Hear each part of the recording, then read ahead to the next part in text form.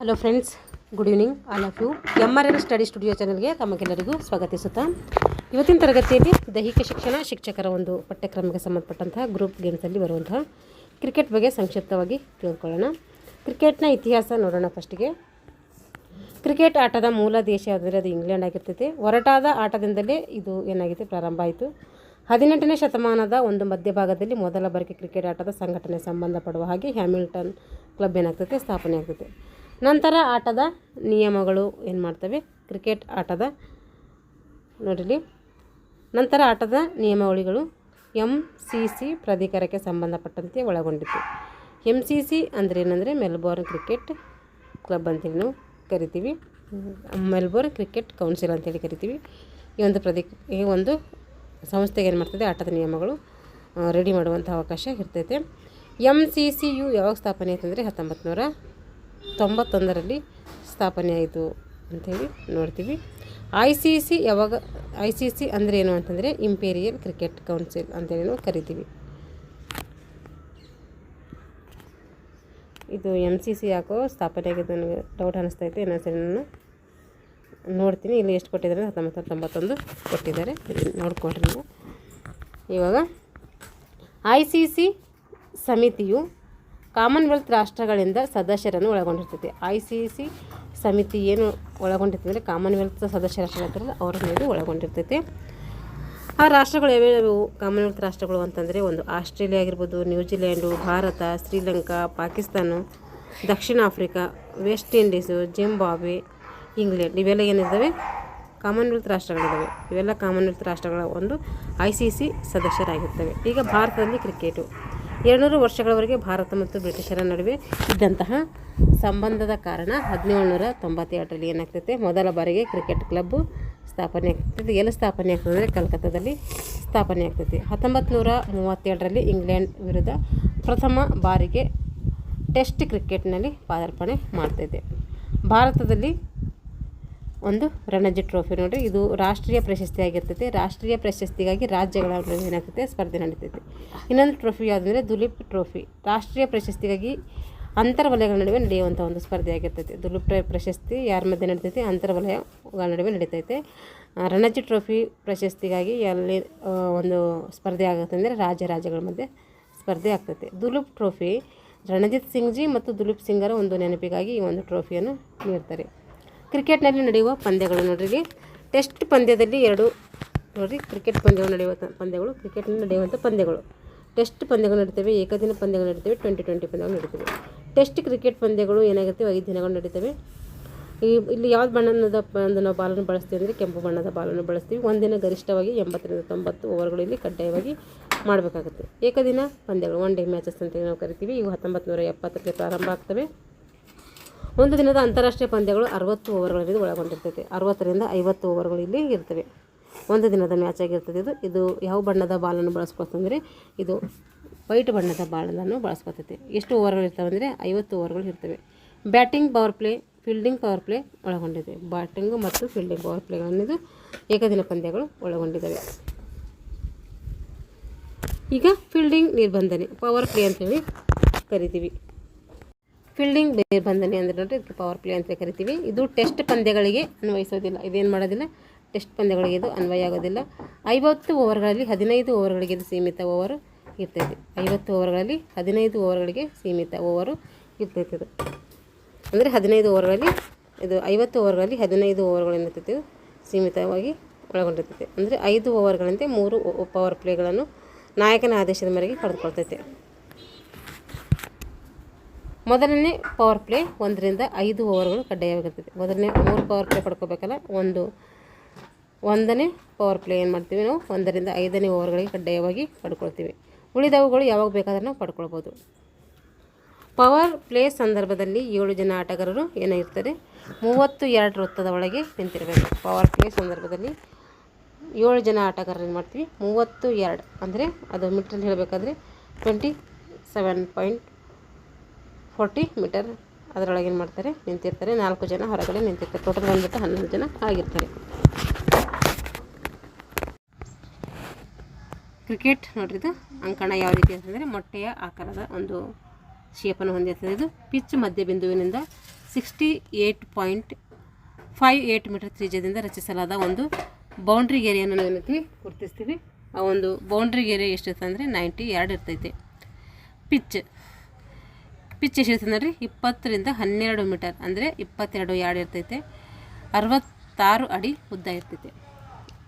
ಎಲ್ಲ ಒಂದೇ 20.12 ಮೀಟರ್ ಅಂದ್ರೆ ಒಂದೇ, 22 ಯಾರ್ಡ್ ಅಂದ್ರೆ ಒಂದೇ, 66 ಅಡಿ ಅಂದ್ರೆ ಒಂದೇ. ಅಡಿಯಲ್ಲಿ ಯಾರ್ಡಲ್ಲಿ ಮೀಟರ್ ಮೂರಲ್ಲಿ ಹೇಳಿದ್ವಿ. ಇದು ಪಿಚ್ನ ಉದ್ದ ಆಗಿರ್ತೈತೆ. ಹಾಗಾದರೆ ಅಗಲ ಎಷ್ಟಿರ್ತದೆ ಪಿಚ್ನ ಅಗಲ ಅಂದರೆ 3.66 ಮೀಟರ್ ಅಂದರೆ 12 ಅಡಿ ಅಗಲ ಇರ್ತೈತೆ. ಬದಿಯ ಗೆರೆಯನ್ನು 1.22 ಮೀಟರ್ ಹೊರಗೆ ಬಳಸಿರಬೇಕು. ಬದಿಯ ಗೆರೆಯನ್ನು ಮಾಡ್ತಾರೆ 1.22 ಮೀಟರ್ ಹೊರಗೆ ಬಳಸಿರ್ತಾರೆ.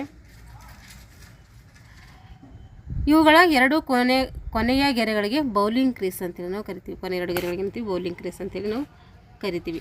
ನೋಡಿರಿ, ಪಿಚ್ಚು ಯಾವ ದಿಕ್ಕಿಗೆ ಇರ್ತದೆ ಅಂದರೆ ದಕ್ಷಿಣ ಉತ್ತರವಾಗಿ ಪಿಚ್ಚು ಇರ್ತೈತೆ. ಇದು ಎಷ್ಟಿರ್ತೈತೆ ಅಂದರೆ 30 ಯಾರ್ಡ್ ಇರ್ತೈತೆ. 30 ಯಾರ್ಡ್ ವೃತ್ತ. ಪಿಚ್ನ ಎರಡೂ ಬದಿಗೆ ಕೊನೆಯ ಗೆರೆಗಳ ಮಧ್ಯದಿಂದ 27.4 ಮೀಟರ್ ಅಂದರೆ 30 ಯಾರ್ಡ್ ತ್ರಿಜ್ಯದಿಂದ ಎರಡೂ ಬದಿಗೆ ಅರ್ಧ ವರ್ತುಲಗಳಲ್ಲಿ ಏನು ಮಾಡ್ತಾರೆ ರಚಿಸ್ತಾರೆ. ಅದನ್ನು ನಾವು ಎರಡು ಬದಿಯಿಂದ ಕೂಡಿಸ್ತೀವಿ. ಆಗ 30 ಯಾರ್ಡ್ ವೃತ್ತ ಆಗ್ತೈತೆ. ಇದನ್ನು ಒಂದು ದಿನದ ಮತ್ತು ಒನ್ ಡೇ ಮ್ಯಾಚ್ಗಳಿಗೆ 2020 ಮ್ಯಾಚ್ಗಳಿಗೆ ಈ ಚಿತ್ರವನ್ನು ಮಾಡ್ತೀನಿ ಬಳಸ್ಕೊಳ್ತೀವಿ. ಒನ್ ಡೇ ಮತ್ತು 2020 ಮ್ಯಾಚ್ ಏನು ಮಾಡ್ತಾರೆ ಈ ಒಂದು ವೃತ್ತವನ್ನು ಬಳಸ್ಕೊಳ್ತಾರೆ. ನೋಡಿದ್ದು ಕಾಣಿಸ್ತೆ ಹಾಗೆ ಗ್ರೌಂಡು. ಇವಾಗ ಪಾಪಿಂಗ್ ಕ್ರೀಸ್ ನೋಡ್ರಿ. ಪಿಚ್ನ ಕೊನೆಯ ಗೆರೆ ಅಂದರೆ ಬೌಲಿಂಗ್ ಕ್ರೀಸಿಂದ 1.22 ಮೀಟರ್ ಅಂದರೆ 4 ಅಡಿ ಅಂತರದಲ್ಲಿ ಕೊನೆಯ ಗೆರೆಗೆ ಸಮಾನಾಂತರವಾಗಿ ಏನು ಮಾಡ್ತೀವಿ 2.64 ಮೀಟರ್ ಉದ್ದವಾದ ಗೆರೆಯನ್ನು ಗುರುತಿಸಬೇಕು. ಪಿಚ್ನ ಕೊನೆಯ ಗೆರೆ ಅಂದರೆ ಬೌಲಿಂಗ್ ಕ್ರೀಸ್ನಿಂದ 1.22 ಮೀಟರ್ ಅಂದರೆ 4 ಅಡಿ ಅಂತರದಲ್ಲಿ ಕೊನೆಯ ಗೆರೆಗೆ ಏನು ಮಾಡಬೇಕು 2.64 ಮೀಟರ್ ಅಂದರೆ 8 ಇಂಚಸ್ 8 ಅಡಿಗಳು. ಈ ಉದ್ದವಾದ ಗೆರೆಯನ್ನು ಗುರುತಿಸ್ತೀವಿ. ಇದಕ್ಕೆ ಏನಂತೀವಿ ಅಂದರೆ ಪಾಪಿಂಗ್ ಕ್ರೀಸ್ ಅಂತೇಳಿ ನಾವು ಕರಿತೀವಿ. ನೋಡಿರಿ ಅಂದರೆ ಇನ್ನೊಂದು ಸರಿ ಹೇಳ್ತೀನಿ. ಇದು ಪಿಚ್ ಕೊನೆಯ ಗೆರೆ ಅಂದರೆ ಬೌಲಿಂಗ್ ಕ್ರೀಸ್ದಿಂದ 1.22 ಮೀಟರ್ ಅಂದರೆ 4 ಅಡಿ ಅಂತರದಲ್ಲಿ ಕೊನೆಯ ಗೆರೆಗೆ ಸಮಾನಾಂತರವಾಗಿ 2.64 ಮೀಟರ್ ಅಂದರೆ 8 ಅಡಿ 8 ಇಂಚಸ್ ಅಂತೇಳಿ ನಾವು ಕರಿತೀವಿ. ಇದು ಉದ್ದವಾದ ಗೆರೆಯನ್ನು ಗುರುತಿಸಬೇಕು. ಎಷ್ಟು ಸಮಾನಾಂತರವಾಗಿ 2.64 ಮೀಟರಲ್ಲಿ ಅಥವಾ 8 ಇಂಚ್ 8 ಅಡಿ ಉದ್ದವಾದ ಗೆರೆಯನ್ನು ಗುರುತಿಸಬೇಕು. ಇದಕ್ಕೇನಂತೀವಿ ನಾವು ಪಾಪಿಂಗ್ ಕ್ರೀಸ್ ಅಂತೇಳಿ ಕರಿತೀವಿ. ಇದನ್ನು ಎರಡು ಬದಿಗೂ 6 ಅಡಿವರೆಗೆ ನಾವು ಬೆಳೆಸ್ತೀವಿ. ಈಗ ಸ್ಟಂಪ್ ಮತ್ತು ಬೆಲ್ಸ್ ಸಾಮಾನ್ಯವಾಗಿ ಕಟ್ಟಿಗೆಯಿಂದ ಮಾಡಿದ ದುಂಡನೆಯ ಆಕಾರದ ಸ್ಟಂಪ್ಗಳನ್ನು ಉಪಯೋಗಿಸಲಾಗುವುದು. ಇದು ಮುಂಬದಿಯ ಚೂಪಾಗಿದ್ದು ಇದರ ಮುಂಬದಿ ಏನಾಗಿದೆ ಚೂಪಾಗಿದ್ದು ನೆಲದಿಂದ ಹೂಳಲು ಏನಾಗಿದೆ ಉಪಯೋಗಿಸುತ್ತಾರೆ ಅವು ಸ್ಟಂಪ್. ಅಲ್ಲದೆ ಮೇಲ್ಬದಿಯಲ್ಲಿ ಅಡ್ಡಲಾಗಿ ಕೊರೆಯಲಾಗಿದ್ದು ಮೇಲ್ಬದಿಯಲ್ಲಿ ಅಡ್ಡಲಾಗಿ ಕೊರೀತಾರೆ. ಯಾಕೆ ಹಂಗೆ ಮಾಡ್ತಾರೆ ಅಂದರೆ ಬೆಲ್ಸನ್ನು ಇಡ್ಲಿಕ್ಕೆ ಅನುಕೂಲ ಆಗಬೇಕು ಅಂತ ರೀತಿ ಕೊರೀತಾರೆ.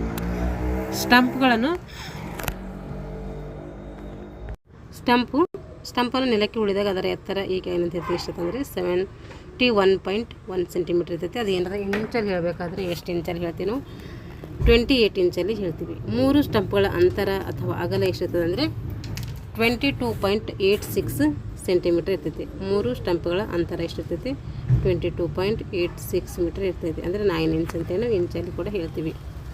ಇವುಗಳ ಮೇಲೆ ಇಡುವ ಬೆಲ್ಸ್ಗಳ ಉದ್ದ ಎಷ್ಟಿರ್ತದೆ ಅಂದರೆ 11.1 ಸೆಂಟಿಮೀಟರ್ ಇರ್ತೈತೆ. ಬೆಲ್ಸ್ಗಳ ಉದ್ದ ಎಷ್ಟಿರ್ತೈತೆ 11.1 ಸೆಂಟಿಮೀಟರ್ ಇರ್ತೈತೆ. ಇದನ್ನು ಸ್ಟಂಪ್ಗಳ ಮೇಲೆ ಇಟ್ಟಾಗ ಅವುಗಳ ಹೈಟ್ ಎಷ್ಟು ಕಾಣ್ತೈತೆ ಅಂತಂದರೆ ಸ್ಟಂಪ್ಗಳ ಮೇಲೆ ಇಟ್ಟಾಗ ಅವುಗಳ ಎತ್ತರ 1.3 ಸೆಂಟಿಮೀಟರ್ಗೆ ಮೀರದಂತೆ ಇರಬೇಕು. ಇವಾಗ ಚೆಂಡು ಸುತ್ತುಳಿ ಅಥವಾ ಕಾರ್ಕ್ಗಳಿಂದ ಕೂಡಿದಂತಹ ಕೆಂಪು ಚರ್ಮದ ಹೊದಿಕೆಯುಳ್ಳ ಹೊಲಿಗೆಯಿಂದ ನಿರ್ಮಿಸಿರುವ ಚೆಂಡನ್ನು ಈ ಆಟಕ್ಕೆ ನಾವು ಬಳಸ್ತೀವಿ. ಇದರಿಂದ ಸುತ್ತಳಿ ಅಥವಾ ಕಾರ್ಕ್ಗಳಿಂದ ಮಾಡಿದ ಕೆಂಪು ಚರ್ಮದ ಹೊದಿಕೆಯುಳ್ಳ ಹೊಲಿಗೆಯಿಂದ ನಿರ್ಮಿಸಿದ ಚೆಂಡನ್ನು ಈ ಆಟಕ್ಕೆ ಉಪಯೋಗಿಸ್ತೀವಿ. ಇದರ ತೂಕ ಸಾಮಾನ್ಯವಾಗಿ ಈ ಕೆಳಕಂಡಂತೆ ಇರ್ತೈತೆ. ಎಷ್ಟಿರ್ತೈತೆ ಚೆಂಡಿನ ತೂಕ ಅಂದರೆ 1/2 ಇಂದ 3/2 ಔನ್ಸ್ ಅಂದರೆ 155.9 ಗ್ರಾಮ್ನಿಂದ 160 ಗ್ರಾಮ್ 163 ಗ್ರಾಮ್ ಇರ್ತೈತಿ. ಸುತ್ತಳತೆ ಎಷ್ಟಿರ್ತೈತಿ ಅಂದರೆ 22.4 ಸೆಂಟಿಮೀಟರಿಂದ 22.9 ಸೆಂಟಿಮೀಟರ್ವರೆಗೂ ಇರ್ತೈತಿ. ಮಹಿಳೆಯರಿಗೂ ಪುರುಷರಿಗೂ ಜೂನಿಯರ್ಸ್ಗೂ ಬೇರೆ ಬೇರೆ ಇದೆ ನೋಡಿರಿ. ಮಹಿಳೆಯರಿಗೆ ಎಷ್ಟಿರ್ತೈತಿ ಚೆಂಡಿನ ತೂಕ ಅಂದರೆ 415/16 415/16 5/6 ಔನ್ಸ್ ಇರ್ತೈತಿ. ಅಂದರೆ 140ರಿಂದ 151 ಗ್ರಾಮ್ ಇರ್ತೈತಿ. ಸುತ್ತಳತೆ ಎಷ್ಟಿತ್ತು ಅಂದರೆ 8 1/4 8 1/4 8 1/4 ಇಂದ 8 7/8 ಅಲ್ಲಿವರೆಗೂ ಇರ್ತೈತೆ. ಅದೇನಾದರೂ ಸೆಂಟಿಮೀಟರ್ ಹೇಳಬೇಕಾದ್ರೆ 21 ಇಂದ 22.5 ಸೆಂಟಿಮೀಟರ್ವರೆಗೂ ಇರ್ತೈತೆ. ಪುರುಷರಿಗೆ ನೋಡ್ರಿ, ಇದು ಪುರುಷರಿಗೆ 1/2 ಇಂದ 3/4 ಔನ್ಸ್ ಇರ್ತೈತಿ. ಅಂದರೆ 155 ಗ್ರಾಮ್ನಿಂದ 163 ಗ್ರಾಮ್ ನೋಡಿರಿ. 155.9 ಇರ್ತದೆ. 155.9ರಿಂದ 163 ಗ್ರಾಮ್ ಇರ್ತೈತಿ. ಅಂಗಲ ಎಷ್ಟಿರ್ತೈತಿ ನೋಡಿರಿ, ಇದು ಅದ್ರದ್ದು ಅಂಗಲದ ಸುತ್ತಳತೆ ಅಂತ ಕರಿತೀವಿ. ಎಷ್ಟಿರ್ತದೆ ನೋಡಿರಿ, 9 ಅಂಗುಲದಲ್ಲಿ ಹೇಳಬೇಕಾದ್ರೆ 9 ಅಂಗುಲ ಇರ್ತದೆ. ಸುತ್ತಳತೆ ಎಷ್ಟಿರ್ತೈತಿ ಅಂದರೆ 9 ಅಂಗುಲ ಇರ್ತೈತಿ. 22.4 ಇಂದ 22.9 ಸೆಂಟಿಮೀಟ್ರ್ ಇರ್ತೈತೆ ಸುತ್ತಳತೆ. ಇದು ಪುರುಷರಿಗೆ ಐತಿ. ಇವಾಗ ಜೂನಿಯರ್ಸ್ಗೆ ನೋಡಿರಿ, 4/4 ಇದನ್ನು ಮೈನಸ್ ಕೊಟ್ಟರೆ ಏನಂತ ಅರ್ಥ ಆಗೋದಿಲ್ಲ ನೋಡಿ, ಹಿಂಗೆ ಹಾಕ್ಕೊಳ್ರಿ. 4/16 ಇಂದ 5 1/16 ಔನ್ಸ್ ಇರ್ತೈತಿ. ಇದು ಯಾರಿಗೆ? ಜೂನಿಯರ್ಸ್ಗೆ. ಇದು ಗ್ರಾಮಲ್ಲಿ ನೆನ್ಪಿಟ್ಕೊಳ್ರಿ. ಎಲ್ಲ ಸ್ವಲ್ಪ ಗ್ರಾಮಲ್ಲೇ ನೆನ್ಪಿಟ್ಕೊಳ್ರಿ. ಔನ್ಸಲ್ಲೂ ಕೇಳಲ್ಲ ಅಂತ ಗೊತ್ತಾಗಲ್ಲ, ಆದರೆ ಎರಡೂ ಕೂಡ ನೆನ್ಪಿಟ್ಕೊಳ್ರಿ. ಕೇಳ್ಬೋದು, ಅದರಲ್ಲೂ ಕೇಳ್ಬೋದು, ಇದರಲ್ಲೂ ಕೇಳ್ಬೋದು. ಎದರಲ್ಲೂ ಕೇಳಿದ್ರೆ ನಾವು ರೆಡಿ ಇರಬೇಕು. ಇದು ಎಷ್ಟು ಗ್ರಾಮಲ್ಲಿ ಇರ್ತದೆ ಅಂದರೆ 133ರಿಂದ 144 ಗ್ರಾಮ್ ಇರ್ತೈತೆ. ಯಾರಿಗಿದು? ಜೂನಿಯರ್ಸಿಗೆ. ಇವ್ರದ್ದು ಎಷ್ಟು ಇರ್ತೈತೆ ಸುತ್ತಳತೆ ಅಂದರೆ 8 ಅಂಗಲ. ಅಂದರೆ ಸೆಂಟಿಮೀಟರ್ ಹೇಳಬೇಕಾದ್ರೆ 20 ಸೆಂಟಿಮೀಟರಿಂದ 20.5 ಸೆಂಟಿಮೀಟ್ರ್ ಇರ್ತೈತೆ. ಈಗ ಬ್ಯಾಟ್ ನೋಡಿರಿ. ಬ್ಯಾಟ್ ಸಾಮಾನ್ಯವಾಗಿ ಯಾವ ಒಂದು ಜಾತಿ ಮರದಿಂದ ಮಾಡ್ತಾರೆ ಅಂತೇಳಿ ಕೇಳ್ತಾರೆ. ಅದು ವಿಲ್ಲೋ ಎನ್ನುವಂಥ ಜಾತಿ ಮರದಿಂದ ಮಾಡಿದ ಒಂದು ಬ್ಯಾಟನ್ನು ಉಪಯೋಗಿಸ್ತಾರೆ. ಇದರ ಒಂದು ಕಡೆ ಚಪ್ಪಟೆಯ ಆಕಾರದಲ್ಲಿದ್ದು ಚೆಂಡನ್ನು ಹೊಡೆಯಲು ಮತ್ತು ಕ್ಷೇತ್ರದ ಅಂದರೆ ವಿಕೆಟ್ ಕಾಪಾಡಿಕೊಳ್ಳಲು ಏನು ಮಾಡ್ತಾರೆ, ಈ ಒಂದು ಬ್ಯಾಟ್ಗಳನ್ನು ಬಳಸ್ತಾರೆ. ಇನ್ನೊಂದು ಬದಿಗೆ ಏನಾಗಿದೆ, ದುಂಡಾಗಿ ಇರ್ತೈತೆ. ಈ ಒಂದು ಚಪ್ಪಟೆ ಭಾಗದಿಂದ ಏನು ಮಾಡ್ಬೋದು, ನಾವು ಚೆಂಡನ್ನು ಹೊಡಿಲಿಕ್ಕೂ ಮತ್ತು ವಿಕೆಟ್ ಗಳಿಸ್ಕೊಳ್ಳೋಕ್ಕೂ ಕೂಡ ಅದು ಯೂಸ್ ಆಗ್ತೈತಿ. ಹಾಗಾದರೆ ಬ್ಯಾಟ್ನ ತೂಕ ಎಷ್ಟಿರ್ತದೆ ಅಂದರೆ 2 ಪೌಂಡ್ 10 ಔನ್ಸ್ ಇರ್ತೈತಿ. ಅಗಲ ಎಷ್ಟಿರ್ತೈತಿ ಇದ್ರದ್ದಂದರೆ ಗರಿಷ್ಠ 10.8 ಸೆಂಟಿಮೀಟರ್ನಿಂದ 1/4 ಇಂಚ್ ಇರ್ತೈತಿ. ಉದ್ದ ಎಷ್ಟಿರ್ತೈತಿ ಇದ್ರದ್ದು ಅಂದರೆ 96.5 ಸೆಂಟಿಮೀಟರ್ನಿಂದ 96.5 ಸೆಂಟಿಮೀಟರ್ ಇರ್ತೈತೆ. ಔನ್ಸ್ ಇದು ಅಡಿಯಲ್ಲಿ ಹೇಳಿದ್ರೆ 3.2 ಅಡಿ ಇರ್ತೈತೆ. ಈಗ ಬೌಂಡ್ರಿ ಲೈನ್ ಇದು ಮಧ್ಯ ಪಿಚ್ನಿಂದ 90 ಯಾರ್ಡ್ ಅಂತರದಲ್ಲಿ ಇರ್ತೈತೆ. ಬೌಂಡ್ರಿ ಲೈನು ಇದು ಸಾಮಾನ್ಯವಾಗಿ 4ರಿಂದ 6 ರನ್ಗಳನ್ನು ತೆಗೆಯಲು ಏನು ಮಾಡ್ತೀವಿ, ಈ ಒಂದು ಬೌಂಡ್ರಿ ಲೈನನ್ನು ಬಳಸ್ತೀವಿ. 90 ಲಾಸ್ಟಿಗೆ ಇದೇ ಇರ್ತೈತೆ. ಚೆಂಡು ನೇರವಾಗಿ ಅಂದರೆ ಬೌಂಡ್ರಿ ಗೆರೆಯನ್ನು ದಾಟಿದರೆ ಅಲ್ಲಿ ಏನು ಮಾಡ್ತೀವಿ, 4 ರನ್ನು ಕೊಡ್ತೀವಿ. ಮತ್ತು ಚೆಂಡು ಬೌಂಡ್ರಿ ಗೆರೆಯಿಂದ ಆಚೆ ಬಿದ್ದರೆ ಅಲ್ಲಿ 6 ರನ್ನುಗಳನ್ನು ಸೂಚಿಸ್ತೀವಿ. ಆಚೆ ಹೋದರೆ 6 ರನ್ನು, ಒಳಗೆ ಬಿದ್ದರೆ ಬೌಂಡ್ರಿ ಟಚ್ ಆದರೆ 4 ರನ್ಗಳನ್ನು ಕೊಡ್ತೀವಿ. ಸ್ಕಿಲ್ಗಳು ನೋಡ್ರಿ, ಇವಾಗ ಇದರಲ್ಲಿ ಯಾವ್ಯಾವ ಸ್ಕಿಲ್ಗಳು ಬಳಸ್ತೀವಿ ಅಂತೇಳಿ. ಸಾಮಾನ್ಯವಾಗಿ ಕ್ರೀಡಾ ಜಗತ್ತಿನಲ್ಲಿ ಎಲ್ಲ ಕ್ರೀಡೆಗಳನ್ನು ತನ್ನದೇ ಆದಂತಹ ಕೌಶಲ್ಯಗಳನ್ನು ಹೊಂದಿರ್ತೈತೆ. ಅದರಲ್ಲಿ ಕ್ರಿಕೆಟ್ ಕ್ರೀಡೆಯಲ್ಲೂ ಕೂಡ ಈ ಕೆಳಗಿನ ಸ್ಕಿಲ್ಗಳನ್ನು ಒಳಗೊಂಡಿದೆ. ಒಂದು batting skill, front foot defence ಸ್ಕಿಲ್ಗಳು. ಇದರಲ್ಲಿ ಮತ್ತು 3 ಮಾಡಿದ್ದಾರೆ. Front foot straight defence, front foot leg side, front foot off side. ಈ ರೀತಿ 3 ಒಂದು ವಿಧಗಳನ್ನು ನಾವು ಮತ್ತೆ ಏನು ಮಾಡ್ತೀವಿ, ಫ್ರಂಟ್ ಫುಟ್ ಡಿಫೆನ್ಸಲ್ಲಿ ಮಾಡ್ತೀವಿ. ಈಗ back foot defence, back foot front, back foot ಈ leg side, back foot off side. ಇವು 3 ಏನು ಮಾಡ್ತೀವಿ ನಾವು ಬ್ಯಾಕ್ ಫುಟ್ ಡಿಫೆನ್ಸಲ್ಲಿ ಬಳಸ್ತೀವಿ. ಫ್ರಂಟ್ ಫುಟ್ ಡ್ರೈವ್ ಡ್ರೈವಲ್ಲಿ ನೋಡಿರಿ front foot straight, front foot leg side, front foot of side ಇವು 3 ಏನು ಮಾಡ್ತೀವಿ ನಾವು ಫ್ರಂಟ್ ಫುಟ್ ಡ್ರೈವಲ್ಲಿ ಬಳಸ್ತೀವಿ. ಈಗ ಬ್ಯಾಕ್ ಫುಟ್ ಡ್ರೈವ್ ಸ್ಕಿಲ್ಗಳು ನೆನ್ಪಿಟ್ಕೋಬೇಕು, ಕೇಳ್ತಾರೆ ಈ ಒಂದು ಸ್ಕಿಲ್ನ ಯಾವ ಒಂದು ಗೇಮ್ಸಲ್ಲಿ ಬಳಸ್ತೀವಿ ಅಂತೇಳಿ. ಈಗ back foot straight drive, back foot straight drive, back foot leg side, back foot off side ಇವೆಲ್ಲ ಏನು ಮಾಡ್ತೀವಿ ಬ್ಯಾಕ್ ಫುಟ್ ಡ್ರೈವಲ್ಲಿ ಬರ್ತವೆ. ಈಗ leg cut, leg glance, pull shot, hook shot, square cut, step reverse right side, step reverse right side. Bowling ಸ್ಕಿಲ್ಗಳು, ಬೌಲಿಂಗ್ನಲ್ಲಿಯೂ ಸಾಮಾನ್ಯವಾಗಿ ಹಲವಾರು ವಿಧದಲ್ಲಿ ನಾವು ಸ್ಕಿಲ್ಗಳನ್ನು ಕಾಣ್ತೀವಿ, ಅವುಗಳಿಗೆ ಕೆಳಗೆ ನಿಂತೀವಿ. ಎಲ್ಲ ಸ್ಕಿಲ್ಗಳು ಎಲ್ಲಿ ಬರ್ತವೆ ಅಂತೇಳಿ ನಾವು ನೆನಪಿಟ್ಕೋಬೇಕು. ಈಗ ಫಾಸ್ಟ್ ಬೌಲಿಂಗ್ ಮಾಡಬೇಕಾದ್ರೆ in spin, out spin, leg spin. Fast bowling ಮಾಡಬೇಕಾದ್ರೆ ಈ ಎಲ್ಲ ಸ್ಕಿಲ್ಗಳನ್ನ ಬಳಸ್ಕೊಂಡು ಮಾಡ್ತೀವಿ. ಮೀಡಿಯಮ್ ಬೌಲಿಂಗ್ ಮಾಡಬೇಕಾದ್ರೆ ಮೀಡಿಯಮ್ ಫೇಸ್ ಈ ಒಂದು ಸ್ಕಿಲ್ಗಳನ್ನು ಬಳಸ್ತೀವಿ. ಸ್ಪಿನ್ ಆಡುವಾಗ ಹೆಂಗೆ ಬಳಸ್ತೀವಿ ನೋಡಿರಿ, off spin, leg spin, googly ಇವು 3 ಏನು ಮಾಡ್ತೀನಿ ಸ್ಪಿನಲ್ಲಿ ಬಳಸ್ತೀವಿ. ವಿಕೆಟ್ ಕೀಪಿಂಗ್, ಸಾಮಾನ್ಯವಾಗಿ ಈ ಕೌಶಲ್ಯವು ಬಹಳ ಕಠಿಣತೆಯನ್ನು ಮತ್ತು ಚುರುಕುತನದಿಂದ ಕೂಡಿದ ಒಂದು ಬಗೆಯ ಒಂದು ಸ್ಕಿಲ್ ಆಗಿರ್ತೈತೆ. ಇದಾವುದು ವಿಕೆಟ್ ಕೀಪಿಂಗು. ಅಲ್ಲದೆ ಈ ಸ್ಥಾನವನ್ನು ನಿಯಮಿಸಲು ಈ ಕೆಳಕಂಡ ಅಂಶವನ್ನು ಪಾಲಿಸಬೇಕಾಗ್ತೈತೆ. ವಿಕೆಟ್ ಕೀಪರ್ ಸದೃಢನಾಗಿರಬೇಕು, ಒಳ್ಳೆಯ ಚಲನೆಯನ್ನು ಹೊಂದಿರಬೇಕು, ಶಕ್ತಿಯುತನಾಗಿರಬೇಕು, ಚುರುಕುತನ ಮತ್ತು ಡೈ ಹೊಡೆಯುವ ಸಾಮರ್ಥ್ಯವನ್ನು ಹೊಂದಿರಬೇಕು, ಒಳ್ಳೆಯ ದೃಷ್ಟಿ ಕೂಡ ಹೊಂದಿರಬೇಕು. ಈಗ ಫೀಲ್ಡಿಂಗ್ ಸ್ಕಿಲ್ಗಳು ನೋಡಿರಿ, standing fielding, attacking fielding. Catchers ಹೆಂಗೆ ಮಾಡ್ಬೇಕು ನೋಡಿರಿ, ಅಮೇರಿಕದ ಬೇಸ್ಬಾಲ್ ಕ್ಯಾಚ್, ಇಂಗ್ಲೆಂಡ್ನ ಆರ್ಥ್ರೋಪೆಡಿಕ್ ಕ್ಯಾಚ್ ಇವೇನು ಕ್ಯಾಚಸ್ನ 2 ವಿಧಗಳು. ಈಗ ಅಧಿಕಾರಿಗಳು ಆಫೀಸಿಯಲ್ಸ್ ಎಷ್ಟಿರ್ತಾರೆ ನೋಡಿರಿ, ಒಬ್ಬರು ಸ್ಟ್ರೈಟ್ ಅಂಪೈರ್ ಇರ್ತಾರೆ, ಒಬ್ಬರು ಲೆಗ್ ಅಂಪೈರ್, ಒಬ್ಬರು ಥರ್ಡ್ ಅಂಪೈರ್ ಅಥವಾ ರೆಫ್ರಿ, ಒಬ್ಬರು ಸ್ಕೋರರ್, ಒಬ್ಬರು ವೀಕ್ಷಕ ವಿವರಣೆಕಾರರು ಇಬ್ಬರು. ಎಷ್ಟು ಜನ ಆದರೂ ಟೋಟಲ್ ಬಂದುಬಿಟ್ಟು 7 ಜನ ಆಗ್ತಾರೆ.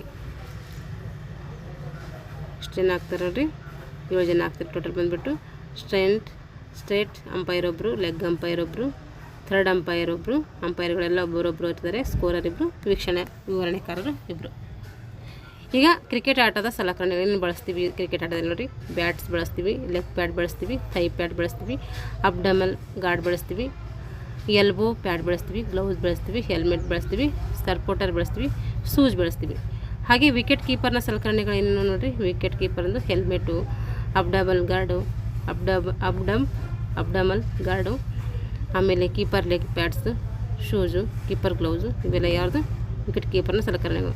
ಈಗ ಆಟದ ಪ್ಲೇಯರ್ಸ್ ಎಷ್ಟು ಜನ ಇರ್ತಾರೆ ನೋಡಿ, 11 ಜನ ಆಡುವವರು, 5 ಜನ ಬದಲಿ ಆಟಗಾರರು ಇರ್ತಾರೆ. ಇಲ್ಲಿ ಟೋಟಲ್ ಬಂದುಬಿಟ್ಟು 16 ಜನ ಆಗ್ತಾರೆ. 11 ಜನ ಆಡುವವರು, 5 ಜನ ಬದಲಿ ಆಟಗಾರರು. ಅಧಿಕಾರಿಗಳ ಸಂಕೇತಗಳು ನೋಡಿ, wide ball, no ball, dead ball, boundary, sixer, byes, leg byes, out, short run, power play, LBW, free hit, third umpire ಇವೆಲ್ಲ ಏನು ಮಾಡ್ತೀವಿ ನಾವು ಸಿಗ್ನಲ್ಗಳಲ್ಲಿ ಬಳಸ್ತೀವಿ.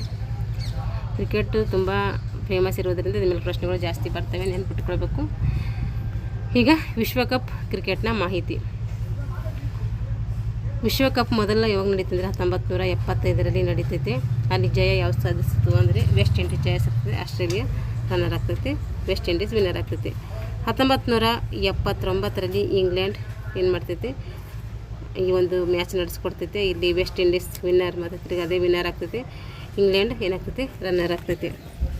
1983ರಲ್ಲಿ ಇಂಗ್ಲೆಂಡ್ ಮತ್ತು ಭಾರತದ ಮಧ್ಯೆ ನಡೀತೈತೆ. ಇಲ್ಲಿ ಭಾರತ ಏನಾಗ್ತೈತಿ ವಿನ್ ಆಗ್ತೈತಿ. ಯಾರ ಮಧ್ಯೆ ನಡೀತೈತೆ ಇಲ್ಲಿ, ಭಾರತ ಮತ್ತು ವೆಸ್ಟ್ ಇಂಡೀಸ್ ಮಧ್ಯೆ ನಡೀತೈತೆ. ಭಾರತ ವಿನ್ ಆಗ್ತೈತೆ, ವೆಸ್ಟ್ ಇಂಡೀಸ್ ರನ್ನರ್ ಆಗ್ತೈತೆ. ನಡೆದಿದ್ದು ಇಲ್ಲಿ ಇಂಗ್ಲೆಂಡ್ನಲ್ಲಿ 3 ಸರಿನೂ ಕೂಡ ಇಂಗ್ಲೆಂಡ್ನಲ್ಲಿ ನಡೆದಿದೆ ನೋಡಿರಿ. ಹಾಗೆ 1982ರಲ್ಲಿ ಭಾರತ ಮತ್ತು ಪಾಕಿಸ್ತಾನದಲ್ಲಿ ನಡೀತೈತೆ ನೋಡಿರಿ. ಇದು ಫಸ್ಟ್ ಬಾರಿ ಭಾರತ ಮತ್ತು ಪಾಕಿಸ್ತಾನದಲ್ಲಿ ನಡೆದಿರೋದು. ಇಲ್ಲಿ ಪ್ರಥಮವಾಗಿ ಜಯ ಗಳಿಸಿದ್ದು ಅಂದರೆ ಆಸ್ಟ್ರೇಲಿಯಾ, ಇನ್ನೇನಾಗ್ತದೆ ದ್ವಿತೀಯ ಸ್ಥಾನ ಇಂಗ್ಲೆಂಡ್ ಆಗ್ತೈತೆ. ಈಗ 1992ರಲ್ಲಿ ಆಸ್ಟ್ರೇಲಿಯಾ ಮತ್ತು ನ್ಯೂಜಿಲೆಂಡ್ ಸೇರಿಸ್ಕೊಂಡು ನಡೆಸ್ತವೆ. ಇದು ಪಾಕಿಸ್ತಾನ ವಿನ್ ಆಗ್ತೈತೆ, ಇಂಗ್ಲೆಂಡ್ ರನ್ನರ್ ಅಪ್ ಆಗ್ತೈತೆ. 1996ರಲ್ಲಿ ಭಾರತ, ಪಾಕಿಸ್ತಾನ ಮತ್ತು ಶ್ರೀಲಂಕಾ 3 ದೇಶಗಳು ಸೇರ್ಕೊಂಡು ಮಾಡ್ತವೆ. ಆವಾಗ ಶ್ರೀಲಂಕಾ ವಿನ್ ಆಗ್ತೈತೆ, ಆಸ್ಟ್ರೇಲಿಯಾ ರನ್ನರ್ ಆಗ್ತೈತೆ. 1999ರಲ್ಲಿ ಇಂಗ್ಲೆಂಡ್ ನಡೆಸ್ಕೊಡ್ತೈತೆ, ಆಸ್ಟ್ರೇಲಿಯಾ ವಿನ್ನರ್ ಆದರೆ ಪಾಕಿಸ್ತಾನ ರನ್ನರ್ ಅಪ್ ಆಗ್ತೈತೆ. 2003ರಲ್ಲಿ ದಕ್ಷಿಣ ಆಫ್ರಿಕಾ ಏನಾಗ್ತೈತೆ ದಕ್ಷಿಣ ಆಫ್ರಿಕಾದಲ್ಲಿ ನಡೀತವೆ. ಅಲ್ಲಿ ಆಸ್ಟ್ರೇಲಿಯಾ ವಿನ್ನರ್ ಆದರೆ ಭಾರತ ಏನಾಗ್ತೈತೆ ರನ್ನರ್ ಅಪ್ ಆಗ್ತೈತೆ. 2007ರಲ್ಲಿ ವೆಸ್ಟ್ ಇಂಡೀಸಲ್ಲಿ ನಡೀತೈತೆ. ಆಸ್ಟ್ರೇಲಿಯಾ ವಿನ್ನರ್ ಆದರೆ ಶ್ರೀಲಂಕಾ ರನ್ನರ್ ಆಗ್ತೈತೆ. ಇಲ್ಲಿ 2003ರಲ್ಲಿ ದಕ್ಷಿಣ ಆಫ್ರಿಕಾದಲ್ಲಿ ನಡೀತೈತೆ. ಆಸ್ಟ್ರೇಲಿಯಾ ವಿನ್ನರ್ ಆದರೆ ಭಾರತ ಏನಾಗ್ತೈತೆ ರನ್ನರ್ ಅಪ್ ಆಗ್ತೈತೆ. 2007ರಲ್ಲಿ ವೆಸ್ಟ್ ಇಂಡೀಸಲ್ಲಿ ನಡೀತೈತೆ. ಆಸ್ಟ್ರೇಲಿಯಾ ವಿನ್ನರ್ ಆದರೆ ಶ್ರೀಲಂಕಾ ರನ್ನರ್ ಆಗ್ತೈತೆ. 2011ರಲ್ಲಿ ತಿರ್ಗಾ ಭಾರತ ಮತ್ತು ಬಾಂಗ್ಲಾದೇಶ ಶ್ರೀಲಂಕಾ 3 ದೇಶಗಳು ನಡೆಸಿಕೊಡ್ತವೆ. ಅಲ್ಲಿ ಭಾರತ ವಿನ್ನರ್ ಆಗ್ತೈತೆ 2011ರಲ್ಲಿ ಮತ್ತು 1983ರಲ್ಲಿ 2 ಸರಿ ಭಾರತ ಏನಾಯಿತು ವಿಶ್ವಕಪ್ 2 ಸರಿ ಏನಾಗ್ತದೆ ವಿನ್ನರ್ ಆಗಿದೆ. ವಿಶ್ವಕಪ್ ಕ್ರಿಕೆಟ್ನಲ್ಲಿ ಭಾರತ ಎಷ್ಟು ಸರಿ ವಿನ್ ಆಗಿದೆ ಅಂದರೆ 2 ಸರಿ ವಿನ್ ಆಗಿದೆ ನೋಡಿ, ನೆನಪಿಟ್ಕೊಳ್ಬೇಕು 2. ಅಲ್ಲಿ ಶ್ರೀಲಂಕಾ ಏನಾಗಿತ್ತು ರನ್ನರ್ ಅಪ್ ಆಗಿತ್ತು 2011ರಲ್ಲಿ. ಇಲ್ಲಿ ಎಷ್ಟಾಗಿದೆ ನೋಡಿರಿ 1980ರಲ್ಲಿ ವೆಸ್ಟ್ ಇಂಡೀಸ್ ರನ್ನರ್ ಆಗುತ್ತೆ. ಈಗ 2015ರಲ್ಲಿ ಆಸ್ಟ್ರೇಲಿಯಾ ಮತ್ತು ನ್ಯೂಜಿಲೆಂಡು ನಡೆಸುತ್ತೆ. ಇವೆಲ್ಲ ಈಗ ರೀಸೆಂಟಾಗಿ ಕರೆಂಟ್ ಇವೆಂಟ್ಸಲ್ಲಿ ಆ್ಯಡ್ ಮಾಡಬೇಕು, ಇದರಲ್ಲಿ ಕೊಟ್ಟಿಲ್ಲ. ಈಗ ಕ್ರಿಕೆಟ್ನ ಹೊಸ ನಿಯಮಗಳು ನೋಡಿರಿ. ಇಲ್ಲಿ ಫ್ರೀ ಹಿಟ್, ಹೊಸ ಕ್ರಿಕೆಟ್ನ ಹೊಸ ನಿಯಮಗಳು. ಇಲ್ಲಿ ಫ್ರೀ ಹಿಟ್ ಇಲ್ಲ, ಬದಲಿ ಆಟಗಾರರನ್ನು ಆಯ್ದುಕೊಳ್ಳುವಂತಿಲ್ಲ, ಮತ್ತು ನಿರ್ಣಯವನ್ನು 3ನೇ ತೀರ್ಪುಗಾರರಿಗೆ ಕೋರುವಂಥ ನಿಯಮ ಇಲ್ಲ. ಒಂದೊಂದು ಇದಾವೆ ಅನ್ನೋದಿಲ್ಲ ಸರ್. ಇಲ್ಲಿ ಫ್ರೀ ಹಿಟ್ ಇದೆ ಮತ್ತು ಬದಲಿ ಆಟಗಾರ ಆಯ್ದುಕೊಳ್ಳುವಂತಿಲ್ಲ. ನಿರ್ಣಯವನ್ನು 3ನೇ ತೀರ್ಪುಗಾರರಿಗೆ ಕೋರುವಂಥ ನಿಯಮ ಇದೆ. ಕಾರಣವಾಗಿಯೇ ಓಡುವ ಮತ್ತು ಚಿತ್ರ ರಕ್ಷಣೆಗೆ ತೊಂದರೆ ಮಾಡಿದಲ್ಲಿ ಅದನ್ನು ಏನಂತೀವಿ ಔಟ್ ಅಂತೇಳಿ ನಿರ್ಣಯಿಸುವ ನಿಯಮ ಕೂಡ ಇದರಲ್ಲಿ ಇರ್ತೈತೆ. ಯಾಕೆಂದರೆ ಇವೆಲ್ಲ ನಿಯಮಗಳಿಗಿದಾವಲ್ಲ, ಹಾಗಾಗಿ ಹೊಸ ನಿಯಮದಲ್ಲಿ ಇವು ಸೇರಿಸಿದ್ದಾರೆ. ಈಗ ಔಟ್ ಆಗುವ ಸಂದರ್ಭಗಳು, ಔಟ್ ಆದಾಗ ಏನಂತ ಕರಿತೀವಿ ಅಂತ ಹೇಳಿ ನೋಡಿರಿ. ಈಗ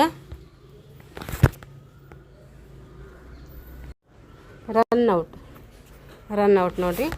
ಬ್ಯಾಟ್ಸ್ಮನನ್ನು ಚೆಂಡು ಹೊಡೆದಾಗ ಆ ಚೆಂಡನ್ನು ಏನು ಮಾಡ್ತೀವಿ ಕ್ಷೇತ್ರಫಲಕ ಅಂದರೆ ಫೀಲ್ಡರ್ ತಡೆದು ಸ್ಟಂಪಿನತ್ತ ಎಸೆಯುವಷ್ಟರಲ್ಲಿ ಏನು ಮಾಡ್ತೀವಿ ಸಾಧ್ಯವಾದಷ್ಟು ಓಟ ತೆಗೆದುಕೊಳ್ಳಬಹುದು. ಸಾಧ್ಯವಾದಷ್ಟು ಓಟ ಏನು ಮಾಡ್ತೀವಿ ನಾವು ಅಲ್ಲಿ ನಾವು ರನ್ನನ್ನು ಮಾಡ್ತೀವಿ. ಆದರೆ ಬ್ಯಾಟ್ಸ್ಮನನ್ನು ಓಟ ತೆಗೆದುಕೊಳ್ಳುವಾಗ ತಮ್ಮ ಪಾಪಿಂಗ್ ಕ್ರೇಸಿಗೆ ಬಂದು ತಲುಪದಿದ್ದಾಗ ಫೀಲ್ಡರ್ನ ಏನು ಮಾಡ್ತಾನೆ ಚೆಂಡನ್ನು ಸ್ಟಂಪಿಗೆ ತಗಲುವಂತೆ ಮಾಡಿದರೆ ಅದಕ್ಕೆ ರನ್ಔಟ್ ಅಂತೇಳಿ ಕರಿತೀವಿ.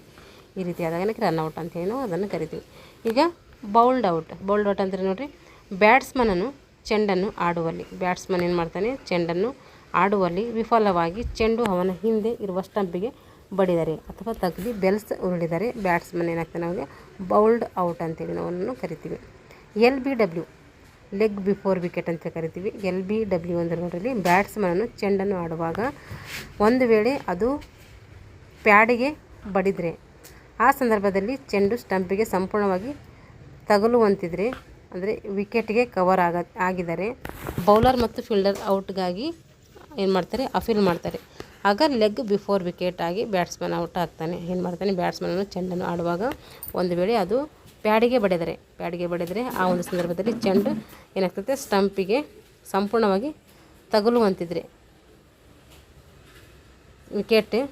ವಿಕೆಟ್ ಕವರ್ ಆಗಿದ್ದರೆ ಬೌಲರ್ ಮತ್ತು ಫೀಲ್ಡರ್ ಔಟ್ಗಾಗಿ ಅಫೀಲ್ ಮಾಡ್ತಾರೆ. ಬೌಲರ್ ಏನು ಮಾಡ್ತಾನೆ ಅವಾಗ ಫೀಲ್ಡರ್ನ ಒಂದು ಔಟ್ಗಾಗಿ ಏನು ಮಾಡ್ತಾನೆ ಅಫೀಲ್ ಮಾಡ್ತಾನೆ. ಆಗ ಲೆಗ್ ಬಿಫೋರ್ ವಿಕೆಟ್ ಆಗಿ ಬ್ಯಾಟ್ಸ್ಮನ್ ಏನಾಗ್ತಾನೆ ಔಟ್ ಆಗ್ತಾನೆ. ಕ್ಯಾಚ್ ಔಟ್, ಬ್ಯಾಟ್ಸ್ಮನ್ ಹೊಡೆದ ಚೆಂಡು ನೇರವಾಗಿ ಫೀಲ್ಡರ್ನ ಕೈಗೆ ಸಿಕ್ಕರೆ, ಬ್ಯಾಟ್ಸ್ಮನ್ ಹೊಡೆದಂತಹ ಚೆಂಡು ಅದು ನೇರವಾಗಿ ಏನು ಮಾಡ್ತದೆ ಫೀಲ್ಡರ್ ಕೈಗೆ ಸಿಕ್ಕರೆ ಅದೇನಂತೆ ಬೌಂಡ್ರಿ ಗೆರೆಗಳು ಅಂದರೆ ಬೌಂಡ್ರಿ ಗೆರೆ ಒಳಗೆ ಬ್ಯಾಟ್ಸ್ಮನನ್ನು ಕ್ಯಾಚ್ ಹಿಡಿದ್ರೆ ಅದೇನಾಗ್ತೈತೆ ಕ್ಯಾಚ್ ಔಟ್ ಅಂತ ಕರಿತೀವಿ. ಅದೇ ಕ್ಯಾಚನ್ನು ವಿಕೆಟ್ ಕೀಪರ್ ಹಿಡಿದರೆ ಅವಾಗೇನಂತೀವಿ ಕ್ಯಾಟ್ ಬಿಫೋರ್ ದಿ ವಿಕೆಟ್ ಅಂತ ಕರಿತೀವಿ. ಬ್ಯಾಟ್ಸ್ಮನ್ ಹಿಡಿದ್ರೆ ಕ್ಯಾಚ್ ಔಟ್. ಒಂದು ವೇಳೆ ಅದೇ ಬ್ಯಾಟ್ಸ್ಮನ್ನು ವಿಕೆಟ್ ಕೀಪರ್ ಏನಾದರೂ ಹಿಡಿದರೆ ಕ್ಯಾಟ್ ಬಿಹೈಂಡ್ ದಿ ವಿಕೆಟ್ ಅಂತೇಳಿ ಕರಿತೀವಿ. ಹಾಗೆ ಕ್ಯಾಚರ್ ಸ್ವತಃ ಬೌಲರ್ ಹಿಡಿದರೆ ಕ್ಯಾಚರ್ ಏನು ಮಾಡ್ತಾನೆ ನೋಡಿರಿ, ಹಾಗೆ ಕ್ಯಾಚರ್ ಸ್ವತಃ ಬೌಲರ್ ಹಿಡಿದರೆ ಅದು ಕ್ಯಾಟ್ ಆ್ಯಂಡ್ ಬೌಲ್ ಔಟ್ ಅಂತೇಳಿ ನಾವು ಕರಿತೀವಿ. ಈಗ ಸ್ಟಂಪ್ ಔಟ್ ನೋಡಿರಿ, ಬ್ಯಾಟ್ಸ್ಮನ್ನು ಚೆಂಡನ್ನು ಆಡುವ ಸಂದರ್ಭದಲ್ಲಿ ಪಾಪಿಂಗ್ ಕ್ರೇಸ್ ದಾಟಿದಾಗ ವಿಕೆಟ್ ಕೀಪರ್ ನೇರವಾಗಿ ಸ್ಟಂಪಿಗೆ ಚೆಂಡು ಬಡಿದರೆ ಅದು ಸ್ಟಂಪಿಂಗ್ ಆಗಿ ಬ್ಯಾಟ್ಸ್ಮನ್ ಔಟ್ ಆಗ್ತಾನೆ. ಅದಕ್ಕಂತೀವಿ ಸ್ಟಂಪ್ ಔಟ್ ಅಂತೇಳಿ ಕರಿತೀವಿ. ಹಿಟ್ ವಿಕೆಟ್ ಔಟ್, ಬ್ಯಾಟ್ಸ್ಮನ್ನು ಚೆಂಡನ್ನು ಹೊಡೆಯುವಾಗ ಅದೇನು ಮಾಡ್ತೈತೆ ಜೋಲಿ ತಪ್ಪಿ ಸ್ಟಂಪ್ ಮೇಲೆ ಬಿದ್ದರೆ, ಬ್ಯಾಟ್ಸ್ಮನ್ ಚೆಂಡು ಹೊಡೆಯುವಾಗ ಜೋಲಿ ತಪ್ಪಿ ಏನಾದರೂ ಸ್ಟಂಪ್ ಮೇಲೆ ಬಿದ್ದರೆ ಅವನು ಕ್ಯಾಪ್ ಬಿದ್ದರೆ ಅಥವಾ ಹ್ಯಾಂಡ್ ಗ್ಲೋವ್ಸ್ ಅಥವಾ ಅನೇಕವು ಆತ ಧರಿಸಿದ ವಸ್ತುಗಳನ್ನು ಸ್ಟಂಪಿಂಗ್ ತಗುಲಿ ಬಿದ್ದರೆ ಅಥವಾ ಸ್ಟಂಪ್ ಬಿದ್ದರೆ ಬ್ಯಾಟ್ಸ್ಮನನು ಹಿಟ್ ವಿಕೆಟ್ ಆಗಿ ಔಟ್ ಆಗ್ತಾನೆ. ಫೀಲ್ಡರ್ಗೆ ತಡೆ. ಹೊಡೆದ ಚೆಂಡನ್ನು ಫೀಲ್ಡರ್ಗೆ ಬ್ಯಾಟ್ಸ್ಮನ್ ಅಡೆತಡೆ ಮಾಡಿದರೆ ಅದಕ್ಕೇನಂತೇನು ತಡೆ ಬ್ಯಾಟ್ಸ್ಮನ್ ಔಟ್ ಅಂತೇಳಿ ಅಂಪೈರ್ ಏನು ಮಾಡ್ತಾರೆ ಕೊಡ್ತಾರೆ. ಫೀಲ್ಡರ್ಗೆ ತಡೆ. ಚೆಂಡನ್ನು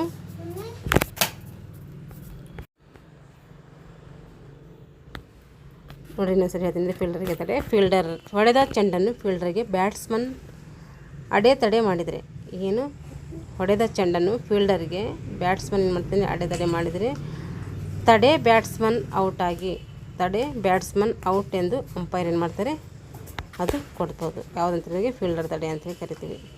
ಚೆಂಡನ್ನು 2 ಸಲ ಆಡಿದ್ದಕ್ಕೆ ಏನಂತೀವಿ ಹೈ ಹಿಂಗ್ ದ ಬಾಲ್ ಟ್ವೈಸ್ ಅಂತೇಳಿ ಕರಿತೀವಿ. ಚೆಂಡನ್ನು 2 ಸಲ ಆಡಿದ್ದಕ್ಕೆ ಏನಂತೀವಿ ಹೈ ಹಿಂಗ್ ದ ಬಾಲ್ ಟ್ವೈಸ್ ಅಂತೇಳಿ ಕರಿತೀವಿ. ತಡವಾಗಿ ಒಳ ಬಂದಿದ್ದಕ್ಕೆ ಏನಂತೀವಿ ಟೈಮ್ಡ್ ಔಟ್ ಅಂತೇಳಿ ಕರಿತೀವಿ. ಚೆಂಡನ್ನು ಕೈಯಿಂದ ತಡೆದಿದ್ದಕ್ಕೆ ಏನಂತೀವಿ ಹೋಲ್ಡಿಂಗ್ ದ ಬಾಲ್ ಅಂತೇಳಿ ನಾವು ಕರಿತೀವಿ. ಈಗ ಬೌಲಿಂಗ್. ಬೌಲರನ್ನು ಚೆಂಡನ್ನು ಭುಜದ ಮೇಲಿಂದ ತಿರುಗಿಸಿ ಪರಿಪೂರ್ಣ ಎಸೆತವನ್ನು ಮಾಡಬೇಕು. ಹಾಗೆ ಬೌಲಿಂಗ್ ಮಾಡುವಾಗ ಕೈಯನ್ನು ಸಂಪೂರ್ಣವಾಗಿ ತಿರುಗಿಸದೆ ಚೆಂಡು ಎಸೆದರೆ ಅದು ಏನಂತೀವಿ ಥ್ರೋ ಎನಿಸುತ್ತದೆ. ಅದನ್ನು ಕೂಡ ಅನರ್ಹಗೊಳಿಸಲಾಗ್ತದೆ. ಆ ರೀತಿ ಕೂಡ ಮಾಡೋಂಗಿಲ್ಲ. ಏನು ಮಾಡಬೇಕು ಅದು ಸಂಪೂರ್ಣವಾಗಿ ಏನು ಮಾಡಬೇಕು ಪರಿಪೂರ್ಣವಾಗಿ ಎಂದು ಕೈಯನ್ನು ತಿರುಗಿಸಿ ಏನು ಮಾಡಬೇಕು ಎಸೆತವನ್ನು ಮಾಡಬೇಕು. No ball. ನೋಡಿರಿ ಬಾಲಿಂಗಲ್ಲಿ ನೋ ಬಾಲ್ ಅಂದರೆ ಏನಂದರೆ ನೋಡಿರಿ ಬಾಲಿಂಗ್ ಮಾಡುವಾಗ ಎಲ್ಲ ಮುಂಚೆ ಹೇಳಿನೆಲ್ಲ ಎಲ್ಲ ಬ್ಯಾಟ್ಸ್ಮನ್ಗೆ ಸಂಬಂಧಪಟ್ಟಿದ್ದು, ಇದು ಬಾಲ್ಗೆ ಸಂಬಂಧಪಟ್ಟಿದ್ದು, ಬಾಲರ್ಗೆ ಸಂಬಂಧಪಟ್ಟಿದ್ದು. Bowler no ball. ಬೌಲಿಂಗ್ ಮಾಡುವಾಗ ಬೌಲರ್ ಪಾಪಿಂಗ್ ಕ್ರೀಸ್ನ ಗೆರೆಯನ್ನು ದಾಟಿ ಇಲ್ಲವೇ ತುಳಿದು ಬಾಲ್ ಮಾಡಿದರೆ ಅದನ್ನಂತೀವಿ ನೋ ಬಾಲ್ ಅಂತೇಳಿ ಪರಿಗಣಿಸ್ತೀವಿ. ಬೌಲಿಂಗ್ ಮಾಡುವಾಗ ಬೌಲರ್ ಪಾಪಿಂಗ್ ಕ್ರೀಸ್ನ ಗೆರೆಯನ್ನು ತುಳಿದು ಏನಾದರೂ ಬಾಲ್ ಮಾಡಿದರೆ ಅದಕ್ಕೇನಂತೀವಿ ನೋ ಬಾಲ್ ಅಂತ ಕರಿತೀವಿ. ನೋ ಬಾಲ್ ಮಾಡಿದಾಗ ಎದುರಾಳಿ ತಂಡಕ್ಕೆ ಏನಾಗ್ತದೆ ಒಂದು ಓಟ ಲಭಿಸುತ್ತದೆ. ಇದಲ್ಲದೆ ನೋ ಬಾಲ್ಗಾಗಿ ಬದಲಾದಂತಹ ಬೌಲರ್ ಇನ್ನೊಂದು ಕ್ರಮವಾದಂತಹ ಎಸೆತವನ್ನು ಎಸೆಯಬೇಕಾಗ್ತದೆ.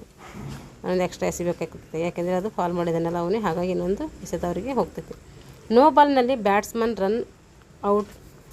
ನೋಡಿರಿ ನೋ ಬಾಲ್ನಲ್ಲಿ ಬ್ಯಾಟ್ಸ್ಮನ್ ರನ್ ಔಟ್ ಒಂದನ್ನು ಹೊರತುಪಡಿಸಿ ಇನ್ಯಾವುದೇ ವಿಧದಿಂದ ಔಟ್ ಆದರೂ ಅದನ್ನು ಅಂತೀವಿ ನಾಟ್ ಔಟ್ ಅಂತೇಳಿ ಕರಿತೀವಿ. Wide ball. ಬ್ಯಾಟ್ಸ್ಮನನ್ನು ತನ್ನ ಎಡ ಬಲಗಳತ್ತ ಕಾಲು ಚಾಚಿದರು ಬ್ಯಾಟ್ಸ್ಮನ್ ಏನು ಮಾಡ್ತಾನೆ ತನ್ನ ಎಡ ಬಲ ಎರಡು ಕಡೆಯಿಂದ ಕಾಲು ಚಾಚಿದರು ಸಿಗದಂತಹ ತೀರಾ ಅಗಲಕ್ಕೆ ಪಿಚ್ ಆಗುವ ಎಸೆತವನ್ನು ಏನಂತೀವಿ ವೈಡ್ ಬಾಲ್ ಅಂತೇಳಿ ಕರಿತೀವಿ. ಯಾಕಂದರೆ ಅವನಿಗೆ ಅದು ಸಮೀಪದಲ್ಲಿ ಬರೋದಿಲ್ಲ, ದೂರ ಹೋಗ್ತಾ ಒಂದು ನಿಯಂತ್ರಣ ಮಾಡಿ ದೂರ ಹೋಗ್ತದೆ, ಅದಕ್ಕಂತ ವೈಡ್ ಬಾಲ್ ಅಂತ ಕರಿತೀವಿ. ಟೆಸ್ಟ್ ಮತ್ತು ಒಂದು ದಿನದ ಪಂದ್ಯಗಳಲ್ಲಿ ವೈಡ್ ಬಾಲ್ ಕುರಿತಂತೆ ಪ್ರತ್ಯೇಕ ನಿಯಮಗಳಿವೆ. ಅವೆರಡಕ್ಕೂ ಬೇರೆ ನಿಯಮಗಳಿವೆ ಟೆಸ್ಟ್ ಮತ್ತು ಒನ್ ಡೇ ಮ್ಯಾಚ್ಗೆ. ವೈಡ್ ಬಾಲ್ ಮಾಡಿದರೆ ಬ್ಯಾಟ್ಸ್ಮನ್ ತಂಡಕ್ಕೆ ಒಂದು ಓಟ ಏನು ಮಾಡ್ತೈತೆ ದೊರೀತೈತೆ ಹಾಗೂ ಬೌಲರ್ ಇನ್ನೊಂದು ಕ್ರಮಬದ್ಧ ಎಸೆತವನ್ನು ಮಾಡಬೇಕಾಗುತ್ತೆ. ಯಾಕಂದರೆ ಅವನಿಂದ ತಪ್ಪಾಗಿರ್ತಿಲ್ಲ, ಹಾಗಾಗಿ ಇನ್ನೊಂದು ಏನು ಮಾಡಬೇಕು ಬಾಲನ್ನು ಹಾಕಬೇಕಾಗುತ್ತೆ. ವೈಡ್ ಆದ ಚೆಂಡು ಒಂದು ವೇಳೆ ವಿಕೆಟ್ ಕೀಪರ್ ಕೈಗೂ ಸಿಗದೆ ಬೌಂಡ್ರಿ ಗೆರೆ ದಾಟಿದರೆ ಆಗ ಬ್ಯಾಟ್ಸ್ಮನ್ ತಂಡಕ್ಕೆ ಏನಾಗುತ್ತೆ 4 ಅಂಕಗಳು ಸಿಗ್ತವೆ. ಅದೇನಾದರೂ ಅಷ್ಟು ಸ್ಪೀಡಾಗಿ ಹಾಕಿದರೆ ಅದು ದಾಟ್ಕೊಂಡು ಬೌಂಡ್ರಿ ಗೆರೆ ದಾಟ್ಕೊಂಡಿದ್ದರೆ ನಾವು ಏನು ಮಾಡ್ತೀವಿ ಬ್ಯಾಟ್ಸ್ಮನ್ ತಂಡಕ್ಕೆ 4 ಅಂಕಗಳು ಸಿಗ್ತವೆ. ಇದು ಬೌನ್ಸರ್ ಅಂದರೆ ಬ್ಯಾಟ್ಸ್ಮನ್ನ ಎದೆ ಮಟ್ಟಕ್ಕಿಂತ ಹೆಚ್ಚು ಪುಟಿತ ಕಾಣುವಂತೆ ಚೆಂಡನ್ನು ಎಸೆಯುವುದು. ಬ್ಯಾಟ್ಸ್ಮನ್ ಎದೆಕ್ಕಿಂತ ಜಾಸ್ತಿ ಹೈಟಿಗೆ ಎಸೆಯುವುದು. ಸಾಮಾನ್ಯವಾಗಿ ಬ್ಯಾಟ್ಸ್ಮನನ್ನು ಏಕಾಗ್ರತೆ ಕಳೆದುಕೊಳ್ಳಲು ಅಥವಾ ಆತನನ್ನು ಕ್ವಾಟ್ಗಾಗಿ ಅಂದರೆ ಕ್ಯಾಚ್ ಆಗಲು ಪ್ರೇರೇಪಿಸಲು ಬೌಲರನ್ನು ಚೆಂಡನ್ನು ಗುಡ್ ಲೆಂತ್ ಸ್ಥಳಕ್ಕಿಂತ ಹಿಂದೆ ಕಕ್ಕಿ ಎಸೆದು ಬೌನ್ಸರ್ ಮಾಡ್ತಾನೆ. ಮೊದಲು ಟೆಸ್ಟ್ ವಿಭಾಗದಲ್ಲಿ ಒಂದು ಓವರ್ನಲ್ಲಿ ಬೌಲರ್ ಎಷ್ಟು ಬೌನ್ಸರ್ಗಳನ್ನಾದರೂ ಎಸೆಯಬಹುದಾಗಿತ್ತು. ಆದರೆ ಇತ್ತೀಚಿನ ನಿಯಮದಂತೆ ಏನಿದೆ ಬೌಲರ್ ಓವರ್ ಒಂದಕ್ಕಿಂತ ಹೆಚ್ಚು ಏನು ಮಾಡೋಂಗಿಲ್ಲ ಬೌನ್ಸರ್ಗಳನ್ನು ಹಾಕುವಂಥದ್ದು. ಒಂದು ವೇಳೆ ಹೆಚ್ಚಿನ ಬೌನ್ಸರ್ ಹಾಕಿದಲ್ಲಿ ಅದೇನಾಗ್ತದೆ ನೋ ಬಾಲ್ ಅಂತೇಳಿ ಅನಿಸ್ಕೊಳ್ತದೆ. ಬ್ಯಾಟ್ ತಡೆ. ಬೌಲರ್ ತನ್ನ ಎಡ ಮತ್ತು ಬಲ ತುದಿಗಳನ್ನು ಬದಲಿಸಿ ಬೌಲರ್ ಏನು ಮಾಡ್ತಾನೆ ಬೌಲರ್ ಏನು ಮಾಡ್ತಾನೆ ತನ್ನ ಎಡ ಮತ್ತು ಬಲ ಬದಿಗಳನ್ನು ಬದಲಾಯಿಸಿ ಬೌಲಿಂಗ್ ಮಾಡ್ತಾಯಿದ್ದಾರೆ. ಮುಂಚಿತವಾಗಿ ಅಂಪೈರ್ ಇದನ್ನು ಅಂಪೈರ್ಗೆ ತಿಳಿಸ್ಬೇಕು. ನಾನು ಎಡದಿಂದ ಮಾಡ್ತೀನಿ ಬಲದಿಂದ ಮಾಡ್ತೀನಿ ಅಂತೇಳಿ ತಿಳಿಸ್ಬೇಕು. ಬೌಲರ್ ಬೌಲ್ ಮಾಡಿದ ನಂತರ ಸ್ಟಂಪ್ ಮುಂಭಾಗದ ಪಿಚ್ನಲ್ಲಿ ಓಡುವಂತಿಲ್ಲ. ಬೌಲ್ ಮಾಡಿದ ಮೇಲೆ ಸ್ಟಂಪ್ನ ಒಂದು ಮುಂಭಾಗದ ಪಿಚ್ನಲ್ಲಿ ಓಡುವಂತಿಲ್ಲ. ಬೌಲ್ ಮಾಡಿದ ತಕ್ಷಣ ಆತ ಪಕ್ಕಕ್ಕೆ ಸರಿಬೇಕು, ಯಾಕಂದರೆ ಬ್ಯಾಟ್ಸ್ಮನ್ ಓಡಬೇಕಲ್ಲ, ಹಾಗಾಗಿ ಪಕ್ಕಕ್ಕೆ ಸರಿಬೇಕು. ಔಟ್ಗಾಗಿ ಅಪೀಲು ಮಾಡುವಾಗಲೂ ಆತ ಅಂಪೈರ್ ಆಗಿ ಅಡ್ಡಿಯಾಗದಂತೆ ಪಕ್ಕದಲ್ಲಿ ನಿಂತ್ಕೋಬೇಕು, ಅಪೀಲ್ ಮಾಡಬೇಕು, ಪಕ್ಕದಲ್ಲಿ ನಿಂತ್ಕೊಂಡು ಅಪೀಲ್ ಮಾಡಬೇಕು. ಸ್ಟಂಪಿನ ಮುಂಭಾಗದ ಪಿಚ್ನಲ್ಲಿ ಬೌಲರ್ ನಡೆದಾಡಿದರೆ ಇಲ್ಲವೇ ತನಗರಿವಿಲ್ಲದಂತೆ ಓಡುತ್ತಿದ್ದರೆ 2 ಬಾರಿ ಎಚ್ಚರಿಕೆಯನ್ನು ನೀಡ್ತಾರೆ ಯಾರು, ಅಂಪೈರ್. ಹಾಗೆ ಇನ್ನೊಮ್ಮೆ ಏನು ಮಾಡ್ತಾರೆ, ಚೆಂಡು ಎಸೆಯದಂತೆ ಅನರ್ಹ ಕೂಡ ಉಳಿಸ್ತಾರೆ. ಇನ್ನೊಮ್ಮೆ ಚೆಂಡು ಆಗಲಾಗ ಕೂಡ ಅವನಿಗೆ ಅವಕಾಶ ನೀಡೋದಿಲ್ಲ. ಇನ್ನಿತರ ಹಲವು ನಿಯಮಗಳು ನೋಡ್ರಿ. ಒಂದು ದಿನದ ಪಂದ್ಯಾಟದಲ್ಲಿ 50 ಓವರ್ಗಳಿಗೆ ಸೀಮಿತವಾಗಿರ್ತದೆ. ಅದು ಯಾವುದು, ಟೆಸ್ಟ್ ಮ್ಯಾಚ್ಗಳು ನೋಡಿರಿ. ಒಂದು ದಿನದ ಪಂದ್ಯಗಳಲ್ಲಿ, ಟೆಸ್ಟ್ ಮ್ಯಾಚ್ ಅಲ್ಲ ಇದು, ಯಾವುದಿದು ಏಕದಿನದ ಪಂದ್ಯಗಳು. ಒಂದು ದಿನದ ಪಂದ್ಯಾಟಗಳಲ್ಲಿ 50 ಓವರ್ಗಳಿಗೆ ಸೀಮಿತಗೊಳಿಸಿರ್ತಾರೆ. 2 ತಂಡಗಳಿಗೆ ಒಂದು ಇನ್ನಿಂಗ್ಸ್ ಇರ್ತವೆ. 2 ತಂಡಗಳಿಗೆ ಅದೊಂದು ಇನ್ನಿಂಗ್ಸ್ ಆಡಬೇಕು. ಇದಕ್ಕಿಂತ ಟೆಸ್ಟ್ 1 ಡೇ ಮ್ಯಾಚಸ್ ಅಂತ ಕರಿತೀವಿ. ಟೆಸ್ಟ್ ಮ್ಯಾಚ್ಗಳು ಎಷ್ಟು ದಿನ ನಡೀತವೆ, 5 ದಿನಗಳು ನಡೀತವೆ. ಇಲ್ಲಿ 80ರಿಂದ 90 ಓವರ್ಗಳಿರ್ತವೆ. ಇದರಲ್ಲಿ 2 ತಂಡಗಳು ಆಡ್ತವೆ, 2 ಇನ್ನಿಂಗ್ಸ್ ಆಡಬೇಕಾಗ್ತದೆ. ಪ್ರತಿ ಓವರ್ಗೆ ಕ್ರಮಬದ್ಧವಾದಂತಹ ಎಷ್ಟು ಎಸೆತ ಇರ್ತವೆ ಅಂದರೆ 6 ಎಸೆತಗಳು ಇರ್ತವೆ. ಓವರ್ ಒಂದರಲ್ಲಿ ಬ್ಯಾಟ್ಸ್ಮನನು 6 ಎಸೆತಗಳಲ್ಲಿ 1 ರನ್ ಮಾಡದೇ ಇದ್ದರೆ, ಒಂದು ಓವರ್ನಲ್ಲಿ ಬ್ಯಾಟ್ಸ್ಮನನು 6 ಎಸೆತಗಳಲ್ಲಿ 1 ರನ್ ಮಾಡದೇ ಇದ್ದರೆ ಇಂತಹ ಬೌಲ್ ಎಸೆದ ಬೌಲರ್ನ ಓವರನ್ನು ಏನಂತೀವಿ ನಾವು, ಮೇಡನ್ ಓವರ್ ಅಂತ ಕರಿತೀವಿ. ಯಾಕಂದರೆ ಒಂದು ಸರಿ ನಾವು ಏನು ಮಾಡೋಕ್ಕಾಗಿಲ್ಲ, ರನ್ ಮಾಡೋಕ್ಕೆ ಆಗಲಿಲ್ಲ, ಹಾಗಾಗಿ ಅದಕ್ಕೆ ಏನಂತೀವಿ ನಾವು ಮೇಡನ್ ಓವರ್ ಅಂತ ಕರಿತೀವಿ. ಮೊದಲನೇ ಇನ್ನಿಂಗ್ಸ್ 10 ಜನ ಆಟಗಾರರು, ಮೊದಲನೇ ಇನ್ನಿಂಗ್ಸಿನ 10 ಜನ ಆಟಗಾರರು ಔಟ್ ಆದಾಗ ಕೊನೆಗೊಳ್ತದೆ. ಮೊದಲನೇ ಇನ್ನಿಂಗ್ಸ್ ಯಾವಾಗ ಕೊನೆಗೊಳ್ತದೆ ಅಂದರೆ 10 ಜನ ಆಟಗಾರ ಔಟ್ ಆದರೆ ಅದು ಒಂದು ಇನ್ನಿಂಗ್ಸ್ ಕೊನೆಗೊಳ್ತದೆ. ಹಾಗೆ ಅದೇ ಎರಡನೇ ಇನ್ನಿಂಗ್ಸ್ನಲ್ಲೂ 10 ಜನ ಆಟಗಾರರು ಔಟ್ ಆದಾಗ ಮುಗೀತದೆ. 10 ಜನ ಮತ್ತು ಎರಡನೇ ಸರಿನಾದರೂ ಅಂದರೆ ಮುಗಿತೈತೆ, ಮ್ಯಾಚ್ ಎಂಡ್ ಆಗ್ತೈತೆ. ಇಲ್ಲದೆ ಮೊದಲನೇ ಇನ್ನಿಂಗ್ಸ್ನಲ್ಲಿ ಬ್ಯಾಟ್ ಮಾಡಿದ ತಂಡವು ಗಳಿಸಿದ ಒಟ್ಟು ರನ್ಗಿಂತ ಹೆಚ್ಚಿಗೆ, ಅದು 10 ವಿಕೆಟ್ ಮುಗಿಯುವುದರೊಳಗೆ ಆವಾಗ ಅಷ್ಟು ರನ್ನು ಏನಾಗ್ತೈತೆ ಪಡಿತಾರೆ. ಆವಾಗ ಕೂಡ ಏನಾಗ್ತೈತೆ, ಆಟ ಮುಕ್ತಾಯ ಆಗ್ತೈತೆ. ಫಾಲೋ ಆನ್ ಅಂದರೆ ಏನು, ಟೆಸ್ಟ್ ಕ್ರಿಕೆಟ್ ಪಂದ್ಯ ನಡೆದಾಗ ಮೊದಲ ಇನ್ನಿಂಗ್ಸ್ನಲ್ಲಿ ಬ್ಯಾಟಿಂಗ್ ಮಾಡಿದ ತಂಡದ ಒಟ್ಟು ಸ್ಕೋರ್ಗಿಂತ 200 ರನ್ ಕಡಿಮೆ ಮಾಡಿದರೆ ಆ ಸಂದರ್ಭದಲ್ಲಿ ಲೀಡ್ ಪಡೆದಂತಹ ಪಂಗಡದಿಂದ ರನ್ ಗಳಿಕೆಯಲ್ಲಿ ಹಿಂದೆ ಉಳಿದಿರುವ ತಂಡಕ್ಕೆ ಏನು ಮಾಡ್ತಾರೆ, ಫಾಲೋ ಆನ್ ಕೊಡ್ತಾರೆ. ಫಾಲೋ ಆನ್ ಅಂದ್ರೇನು, ಟೆಸ್ಟ್ ಕ್ರಿಕೆಟ್ ಒಂದು ಪಂದ್ಯ ನಡೆದಾಗ ಮೊದಲ ಇನ್ನಿಂಗ್ಸ್ನಲ್ಲಿ ಏನು ಮಾಡ್ತಾರೆ, ಬ್ಯಾಟಿಂಗ್ ಮಾಡಿದಂತಹ ತಂಡದ ಒಟ್ಟು ಸ್ಕೋರ್, ಬ್ಯಾಟಿಂಗ್ ಯಾರು ಮಾಡಿರ್ತಾರೋ ಆ ತಂಡದ ಸ್ಕೋರ್ಗಿಂತ 200 ರನ್ ಕಡಿಮೆ ಇದ್ದರೆ ಆ ಸಂದರ್ಭದಲ್ಲಿ ಲೀಡ್ ಪಡೆದಂತಹ ಪಂಗಡದಿಂದ ಏನು ಮಾಡ್ತಾರೆ, ರನ್ ಗಳಿಕೆಯಲ್ಲಿ ಹಿಂದೆ ಉಳಿದಿರುವ ತಂಡಕ್ಕೆ ಏನು ಮಾಡ್ತಾರೆ, ಫಾಲೋ ಆನ್ ಕೊಡಬೇಕು. ಅದಕ್ಕೆ ಫಾಲೋ ಆನ್ ಅಂತ ಕರಿತೀವಿ. ಆಟಗಾರರ ಸ್ಥಿತಿ ನೋಡಿರಿ. Batsman, bowler, wicket keeper, slips, gully, point, silly point, silly mid off point, cover, short extra cover, mid off, extra cover, long off, deep mid off, mid run, mid on,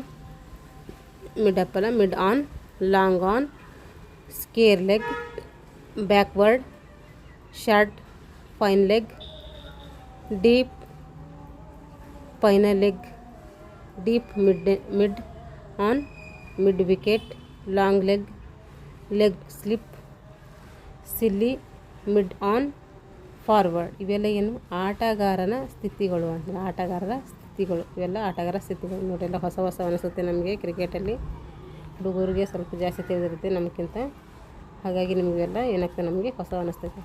ಆದರೂ ಕೂಡ ನೆನಪಿಟ್ಕೊಳ್ಬೇಕು, ಸ್ವಲ್ಪ practice ಮಾಡಿ ಇವಾಗ.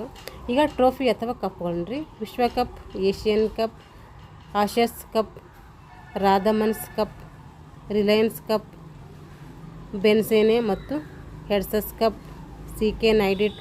Naidu trophy, challenge cup, Deodhar cup, Duleep trophy, Irani cup, Ranji trophy, Wills trophy, Prudential cup, Sharjah cup, compact cup, KPL cup. ಇವೆಲ್ಲ ಏನು trophy ಮತ್ತು ಕಪ್ಗಳಂತ ಕರಿತೀವಿ. ಕ್ರಿಕೆಟ್ನಲ್ಲಿ ಕೊಡುವಂಥ ಟ್ರೋಫಿ ಮತ್ತು ಕಪ್ಗಳಾಗಿರ್ತವೆ.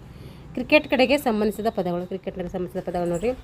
Dead ball, action, beamer, bumper, bye, cut, caught, cover caught, yorker, drive, follow on, googly, mid wicket, full, googly ಒಂದು ಸರಿ question ಆಗಿದೆ ಸಿ ಇ ಟಿಯಲ್ಲಿ. Mid wicket, full, silly point, on drive, fine leg, no ball, wide ball, bowled, sixer, overs, stumped, chinaman, mid off ಹಾಗೂ ಆಟಗಾರರ ಮೇಲಿನ ಸ್ಥಿತಿಯ ಪದಗಳು ಏನಿರ್ತವೆ. ಇವೆಲ್ಲ ಏನು ಕ್ರಿಕೆಟ್ನಲ್ಲಿ ಬಳಸುವ ಪದಗಳು. ಈ ಪದ ಯಾವ ಒಂದು ಗೇಮ್ಸಲ್ಲಿ ಬರ್ತೈತೆ ಅಂತ ಈ ರೀತಿ ಕೇಳ್ತಾರೆ, ನೆನಪಿಟ್ಕೊಳ್ಬೇಕು. ಇಲ್ಲಿ ಗಮನಿಸಬೇಕಾದಂಥ ಅಂಶಗಳು ನೋಡಿರಿ. ಕ್ರಿಕೆಟ್ನಲ್ಲಿ 3ನೇ ಅಂಪೈರ್ಗೆ ಬಲಿಯಾದ ಮೊದಲನೇ ಆಟಗಾರ ಯಾರು ಅಂದರೆ ಅದು ಸಚಿನ್ ತೆಂಡೂಲ್ಕರ್. MCC ಅಂದರೆ ಏನು ಅಂದರೆ ಮೆಲ್ಬೋರ್ನ್ ಕ್ರಿಕೆಟ್ ಮೈದಾನ ಅಂತ ಅರ್ಥ. MCG ಇದು MCG ಮೆಲ್ಬೋರ್ನ್ ಕ್ರಿಕೆಟ್ ಮೈದಾನ. ಕ್ರಿಕೆಟ್ನಲ್ಲಿ 10,000 ರನ್ ಮಾಡಿದ ಮೊದಲ ಬ್ಯಾಟ್ಸ್ಮನ್ ಯಾರಂದರೆ ಸುನಿಲ್ ಗವಾಸ್ಕರ್. ಕ್ರಿಕೆಟಲ್ಲಿ 10,000 ರನ್ ಮಾಡಿದ ಮೊದಲ ಬ್ಯಾಟ್ಸ್ಮನ್ ಸುನಿಲ್ ಗವಾಸ್ಕರ್. ಕ್ರಿಕೆಟ್ನ ಪಿತಾಮಹ WG ಗ್ರೇಸ್. ಕ್ರಿಕೆಟ್ನ ಪಿತಾಮಹ ಯಾರಂದರೆ WC ಗ್ರೇಸ್ ಅಂದರೆ ವಿಲಿಯಮ್ ಜಿ ಗ್ರೇಸ್ ಅಂತೇಳಿ ನಾವು ಕರಿತೀವಿ. WC ಗ್ರೇಸ್ ನೆನಪಿಟ್ಕೋಬೇಕು. Melbourne cricket club. MCC ಅಂದರೆ ಮೆಲ್ಬೋರ್ನ್ ಕ್ರಿಕೆಟ್ ಕ್ಲಬ್. ಅಲ್ಲಿ ಫಸ್ಟ್ ಏನು ಹೇಳಿದೆ, ಸಂಸ್ಥೆ ಏನೋ ಹೇಳ್ದೆ ಅನಿಸುತ್ತೆ, ಅದು MCC ಅಂದರೆ ಅದು ತಿದ್ದುಪಡಿ ಮಾಡಿಕೊಡ್ರಿ. ಮೆಲ್ಬೋರ್ನ್ ಕ್ರಿಕೆಟ್ ಕ್ಲಬ್ ಆಗ್ತೈತೆ. ICC ಅಂದರೆ ಇಂಟರ್ನ್ಯಾಷನಲ್ ಕ್ರಿಕೆಟ್ ಕ್ಲಬ್ ಅಂಥೇಳಿ ಕರಿತೀವಿ. ಇಂಪೀರಿಯಲ್ ಕ್ರಿಕೆಟ್ ಕೌನ್ಸಿಲ್ ಅಂತೇಳಿ ಕರಿತೀವಿ. ಇದೊಂದು ಸಂಸ್ಥೆ. ಸರಿ ನೋಡೋಣ, ಕನ್ಫ್ಯೂಸ್ ಆಗ್ತೈತಿ. ನೋಡ್ತೀನಿ, ಫಸ್ಟಿಗೆ ಬಂತಿದ್ದು.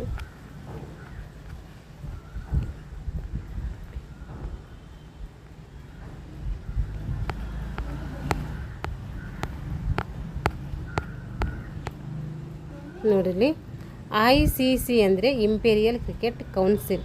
ICC ಅಂದ್ರೇನು? Imperial cricket council. ನೋಡಿರಿ, MCC ಅಂತಿದೆ. MCC ಅಂದರೆ Melbourne cricket club. MCC cricket, ಇದು ಮೆಲ್ಬೋರ್ನ್ ಕ್ರಿಕೆಟ್ ಕ್ಲಬ್.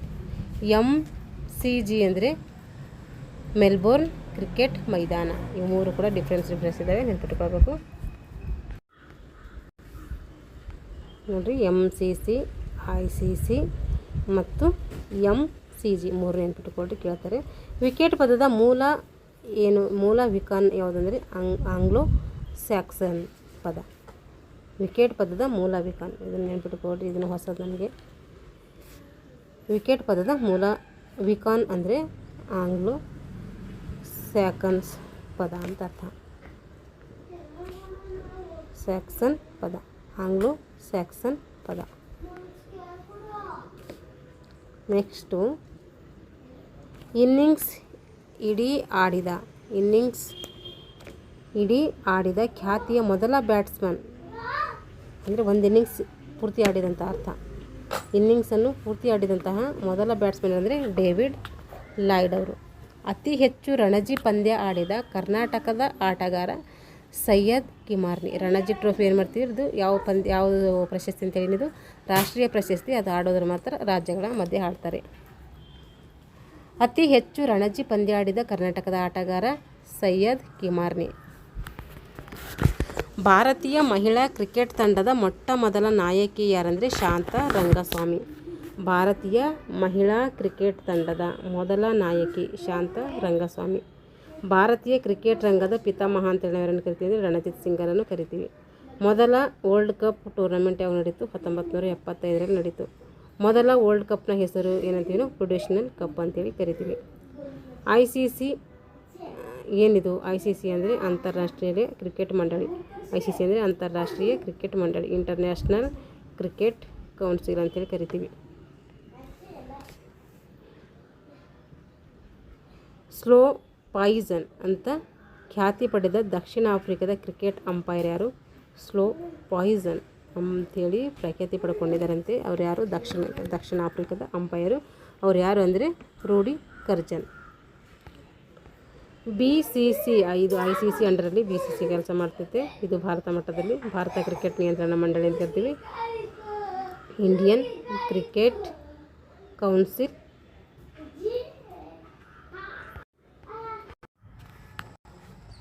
ನೋಡ್ರಿ ಇದು ಆ ರೀತಿ ಅರ್ಥ ಕೊಡೋದಿಲ್ಲ ಕನ್ನಡದಾಗ ನಾವು ಸರ್ಚ್ ಮಾಡೋಂಗಾಗ್ತೈತೆ. Board of control cricket in India ನೋಡಿ ಈ ರೀತಿ ಅರ್ಥ ಕೊಡ್ತೈತೆ. ಇದು 1928ರಲ್ಲಿ ಸ್ಥಾಪನೆ ಆಗ್ತೈತೆ. ಇದು ಇವಾಗ ಇಂಗ್ಲೆಂಡ್ನಲ್ಲಿ ಮೊದಲ ಒಂದು ಕ್ರಿಕೆಟ್ ಕ್ಲಬ್ ಯಾವ ಥರದ ಹ್ಯಾಮಿಲ್ಟನ್. ಅದು ಯಾವಾಗ ಪ್ರಾರಂಭ ಆಯಿತು ಅಂದರೆ 1930ರಲ್ಲಿ ಪ್ರಾರಂಭ ಆಗ್ತೈತಿ.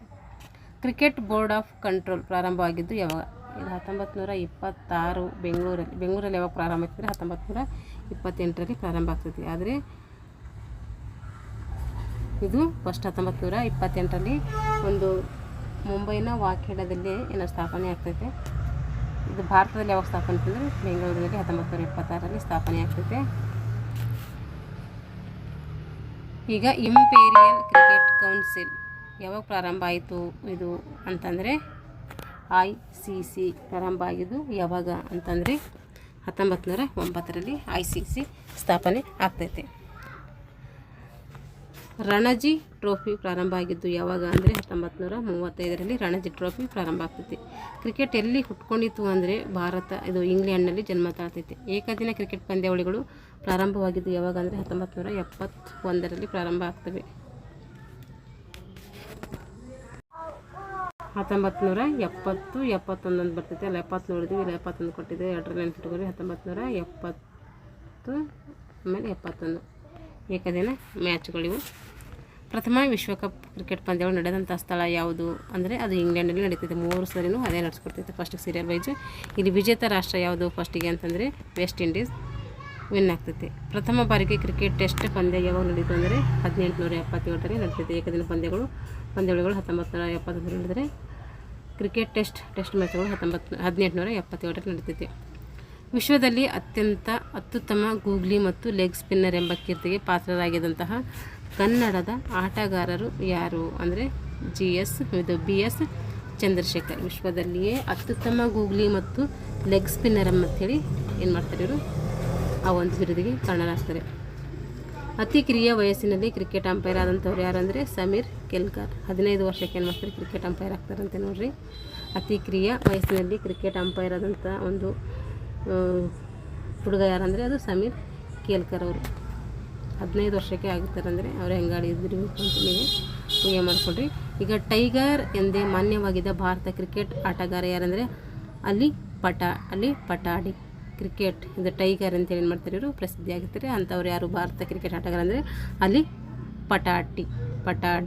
ವಿಶ್ವದಲ್ಲಿ ಒಂದು ದಿನದ ಪಂದ್ಯದಲ್ಲಿ ಅತಿ ಹೆಚ್ಚು ಶತಕ ಬಾರಿಸಿದವರು ಯಾರು? ವಿಶ್ವದಲ್ಲಿ ಒಂದು ದಿನದ ಪಂದ್ಯದಲ್ಲಿ ಅಂದರೆ ಒನ್ ಡೇ ಮ್ಯಾಚಸ್ನಲ್ಲಿ ಅತಿ ಹೆಚ್ಚು ಶತಕ ಬಾರಿಸಿದವರು ಸಚಿನ್ ತೆಂಡೂಲ್ಕರ್. 6 ಎಸೆತಗಳಲ್ಲಿ 6 ಸಿಕ್ಸರ್ ಬಾರಿಸಿದ ಮೊದಲ ಕ್ರಿಕೆಟ್ ಪಟು ಯಾರಂದರೆ ಗ್ಯಾರಿ ಸೋಬರ್ಸ್. ಏನು ಮಾಡ್ತಾರೆ ಇವರು 6 ಎಸೆತಗಳಿರ್ತಾವಲ್ಲ ಒಂದು ಬಾಲ್ನಲ್ಲಿ ಎಷ್ಟಿರ್ತವೆ, 1 ಓವರಲ್ಲಿ ಎಷ್ಟಿರ್ತವೆ 6 ಬಾಲ್ಗಳಿರ್ತವೆ, 6 ಎಸೆತಗಳಿರ್ತವೆ. 6 ಎಸೆತಗಳಲ್ಲಿ 6 ಸಿಕ್ಸರ್ ಬಾರಿಸಿದ ಮೊದಲ ಕ್ರಿಕೆಟ್ ಆಟಗಾರ ಅಂದರೆ ಗ್ಯಾರಿ ಸೋಬರ್ ಅವರು. ಏಕದಿನ ಕ್ರಿಕೆಟ್ನಲ್ಲಿ ಮೊಟ್ಟ ಮೊದಲ ಶತಕಗಳು ಗಳಿಸಿದ ಭಾರತೀಯ ಆಟಗಾರ ಯಾರಂದರೆ ಅದು ಕಪಿಲ್ ದೇವ್. ಏಕದಿನ ಕ್ರಿಕೆಟ್ನಲ್ಲಿ ಮೊಟ್ಟ ಮೊದಲ ಬಾರಿಗೆ ಶತಕಗಳನ್ನು ಬಾರಿಸಿದ ಭಾರತೀಯ ಯಾರಂದರೆ ಅದು ಕಪಿಲ್ ದೇವ್. ಭಾರತ ಕ್ರಿಕೆಟ್ ತಂಡಕ್ಕೆ ಪ್ರಥಮ ವಿದೇಶಿ ತರಬೇತಿದಾರ ಯಾರು ಅಂದರೆ ನ್ಯೂಜಿಲೆಂಡ್ನ ಒಂದು ಜಾನ್ ರೈಟ್. ಭಾರತ ಕ್ರಿಕೆಟ್ ತಂಡಕ್ಕೆ ಮೊದಲ ಒಂದು ತರಬೇತಿದಾರರಾಗಿರ್ತಾರೆ. ಅವರು ವಿದೇಶದವರಾಗಿರ್ತಾರೆ. ವಿದೇಶದ ನ್ಯೂಜಿಲೆಂಡ್ನ ಒಂದು ಅವರು ಅಂಪೈರ್ ಆಗಿರ್ತಾರೆ, ಅದು ವ್ಯಕ್ತಿಯಾಗಿರ್ತಾರೆ, ತರಬೇತಿದಾರಾಗಿರ್ತಾರೆ. ಅವರು ಜಾನ್ ರೈಟ್ ಅಂತಿರ್ತೀವಿ. ಮಾಸ್ಟರ್ ಬ್ಲಾಸ್ಟರ್ ಅಂದರೆ ನಾವು ಯಾರನ್ನು ಕರಿತೀವಿ? ವಿವಿಯನ್ ರಿಚರ್ಡ್ಗಿಂತೇನೋ ಮಾಸ್ಟರ್ ಬ್ಲಾಸ್ಟರ್ ಅಂತೇಳಿ ಕರಿತೀವಿ. ಹಾಗೆ ಲಿಟಲ್ ಮಾಸ್ಟರ್ ಅಂತ ಹೇಳಿ ಕರಿತೀವಿ, ಸುನಿಲ್ ಗವಾಸ್ಕರನ್ನು ಕರಿತೀವಿ. ಭಾರತದ ಆಧುನಿಕ ಬ್ರಾಡ್ಮ್ಯಾನ್ ಅಥವಾ ಮಾಸ್ಟರ್ ಬ್ಲಾಸ್ಟರ್ ಭಾರತ ಅಂತ ಬಂದರೆ ಅಲ್ಲಿ ಭಾರತದ ಮಾಸ್ಟರ್ ಬ್ಲಾಸ್ಟರ್ ಅಂದರೆ Sachin Tendulkar. Only master blaster ಬಂದರೆ ವಿವಿಯನ್ ರಿಚರ್ಡ್ಸ್. ಕರ್ನಾಟಕದಿಂದ ಆಯ್ಕೆಯಾದ ಮೊದಲ ಕ್ರಿಕೆಟ್ ಆಟಗಾರ ಯಾರು ಅಂದರೆ ಅದು P.E. ಪಾಲಿಯಾ. ಕರ್ನಾಟಕದಿಂದ ಆಯ್ಕೆಯಾದಂತಹ ಮೊದಲ ಕ್ರಿಕೆಟ್ ಆಟಗಾರ P.E. ಪಾಲಿಯಾ. 2005 ಫೆಬ್ರವರಿ 7ರಂದು ನ್ಯೂಜಿಲೆಂಡ್ ಮತ್ತು ಆಸ್ಟ್ರೇಲಿಯಾ ತಂಡಗಳ ನಡುವೆ ಮೊದಲ T20 ನಡೀತೈತೆ. ಅದು ಅಂತಾರಾಷ್ಟ್ರೀಯ ಪಂದ್ಯಗಳು ನಡೀತವೆ. ಯಾವುದು 2005ರಲ್ಲಿ ಫೆಬ್ರವರಿ 7ರಂದು ನ್ಯೂಜಿಲೆಂಡ್ ಮತ್ತು ಆಸ್ಟ್ರೇಲಿಯಾ ತಂಡಗಳ ಮಧ್ಯೆ ಮೊದಲ T20 ಅಂತಾರಾಷ್ಟ್ರೀಯ ಪಂದ್ಯಗಳು ನಡೆಯುತ್ತವೆ. ಇವಾಗ ಮುಖ್ಯವಾದ ಪ್ರಶ್ನೆಗಳು ನೋಡ್ರಿ. ಟೆಸ್ಟ್ ಕ್ರಿಕೆಟ್ ಪಿಚ್ ತಯಾರಿಸುವ ಮೇಲ್ವಿಚಾರಕ ಯಾರು ಅಂದರೆ ಅದು ಪಿಚ್ ಕ್ಯೂರೇಟರ್. ಇವರೇನು ಮಾಡ್ತಾರೆ, ಟೆಸ್ಟ್ ಕ್ರಿಕೆಟ್ ಪಿಚ್ ತಯಾರಿಸುವ ಮೇಲ್ವಿಚಾರಕ ಅಂತೇಳಿ ಇವರನ್ನು ಕರಿತೀವಿ. 1997ರಲ್ಲಿ ಬೆಂಗಳೂರಿನಲ್ಲಿ ಜರುಗಿದ ವಿಶ್ವಸುಂದರಿ ಸ್ಪರ್ಧೆಯಲ್ಲಿ ತೀರ್ಪುಗಾರರಾಗಿದ್ದ ಖ್ಯಾತ ಕ್ರಿಕೆಟ್ ಪಟು ಯಾರು ಅಂದರೆ ಸನತ್ ಜಯಸೂರ್ಯ. ಇವರು ಶ್ರೀಲಂಕಾದವರು. 1997ರಲ್ಲಿ ಬೆಂಗಳೂರಲ್ಲಿ ಏನು ಹೋಗ್ತೈತಿ, ವಿಶ್ವಸುಂದರಿ ಸ್ಪರ್ಧೆ ನಡೀತೈತೆ, ಅಲ್ಲಿ ತೀರ್ಪುಗಾರರಾಗಿ ಇವರೇನು ಮಾಡ್ತಾರೆ, ಆಯ್ಕೆಯಾಗಿರ್ತಾರೆ. ತಂದೆ ಮಗ ಇಬ್ಬರು ತಮ್ಮ ಪ್ರಥಮ ಟೆಸ್ಟ್ ಕ್ರಿಕೆಟ್ನಲ್ಲಿ ಶತಕ ಗಳಿಸಿದ ಆಟಗಾರರು ಯಾರು ಅಂದರೆ ಲಾಲ್ ಅಮರ್ನಾಥ್ ಮತ್ತು ಮಗ ಸುರೀಂದರ್ ಅಮರ್ನಾಥ್. 1933ರಲ್ಲಿ ಏನು ಮಾಡ್ತಾರೆ, ಇವರು ತಂದೆ ಪಡ್ಕೊಂಡ್ರೆ ಟೆಸ್ಟ್ ಕ್ರಿಕೆಟ್ನಲ್ಲಿ ಶತಕ ಬಾರಿಸಿದ ಆಟಗಾರರು ಇವರು. 1933ರಲ್ಲಿ ಮಗ ಇದು ತಂದೆ ಬಾರಿಸಿದರೆ 1984ರಲ್ಲಿ ಮಗ ಬಾರಿಸ್ತಾನೆ. ಇಬ್ಬರು ಯಾರಂದರೆ ಲಾಲ್ ಅಮರ್ನಾಥ್ ಮತ್ತು ಮಗ ಸುರೀಂದರ್ ಅಮರ್ನಾಥ್. ಮಗ 1984ರಲ್ಲಿ ಬಾರಿಸಿದರೆ ತಂದೆ 1933ರಲ್ಲಿ ಬಾರಿಸ್ತಾರೆ. ಟಾಸ್ ಗೆದ್ದ ತಂಡ ಎಷ್ಟು ಸಮಯದೊಳಗೆ ಆಟ ಕಲಿಸಬೇಕು? ಟಾಸ್ ಗೆದ್ದಂತಹ ತಂಡ ಎಷ್ಟು ಸಮಯದೊಳಗೆ ಆಟ ಕಲಿಸಬೇಕಂದ್ರೆ 10 ನಿಮಿಷಗಳೊಳಗೆ. ಕ್ರಿಕೆಟ್ನಲ್ಲಿ ಒಬ್ಬ ಆಟಗಾರ ಔಟ್ ಆದ ನಂತರ ಮತ್ತೊಬ್ಬ ಆಟಗಾರ ಬರಲು ಇರುವ ನಿಗದಿತ ಸಮಯ ಎಷ್ಟು? ಒಬ್ಬ ಆಟಗಾರ ಔಟ್ ಹೋಗಿದ್ದಾನೆ, ಇನ್ನೊಬ್ಬ ಬರಬೇಕಾದ್ರೆ ನಾವು ಸಮಯ ಎಷ್ಟು ಕೊಡ್ತಾರೆ ಅಂದರೆ 2 ನಿಮಿಷ ಕೊಡ್ತಾರೆ. ಕ್ರಿಕೆಟ್ ಮೈ ಸ್ಟೈಲ್ ಎಂಬ ಪುಸ್ತಕ ಬರೆದವರು ಕಪಿಲ್ ದೇವ್. ಅಂತಾರಾಜ್ಯ ಕ್ರಿಕೆಟ್ ರಣಜಿ ಟ್ರೋಫಿ ಯಾರ ಹೆಸರಿನಲ್ಲಿ ನಡೀತದೆ ಅಂದರೆ ರಣಜಿತ್ ಸಿಂಗರ ಹೆಸರಿನಲ್ಲಿ ನಡೀತಿದೆ. ಕ್ರಿಕೆಟ್ನಲ್ಲಿ 1 ಓವರ್ಗೆ ಎಷ್ಟು ಬಾಲ್ ಇರ್ತವೆ ಅಂದರೆ 6 ಬಾಲ್ ಇರ್ತವೆ. ಕ್ರಿಕೆಟ್ ಬ್ಯಾಟನ್ನು ತಯಾರಿಸಲು ಬಳಸುವಂತಹ ಮರ ಯಾವುದಂದರೆ ವಿಲ್ಲೋ ಮರ. ಕ್ರಿಕೆಟ್ ಆಟದಲ್ಲಿ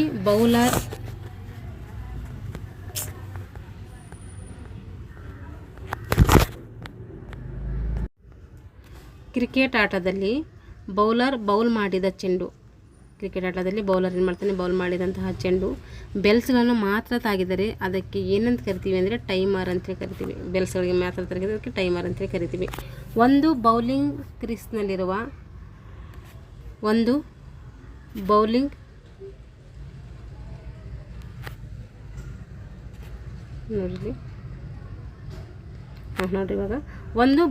ಕ್ರೀಸ್ನಲ್ಲಿರುವಂತಹ ಸ್ಟಂಪ್ಗಳಿಂದ ಇನ್ನೊಂದು ಬೌಲಿಂಗ್ ಕ್ರೀಸ್ನಲ್ಲಿರುವ ಸ್ಟಂಪ್ಗೆ ಇರುವಂತಹ ದೂರ ಎಷ್ಟು ಅಂದರೆ 22 ಯಾರ್ಡ್ ಅಥವಾ ಗಜ ಇರ್ತೈತಿ, ಅಥವಾ ಅಡಿಯಲ್ಲಿ ಹೇಳಿದ್ರೆ 66 ಅಡಿ.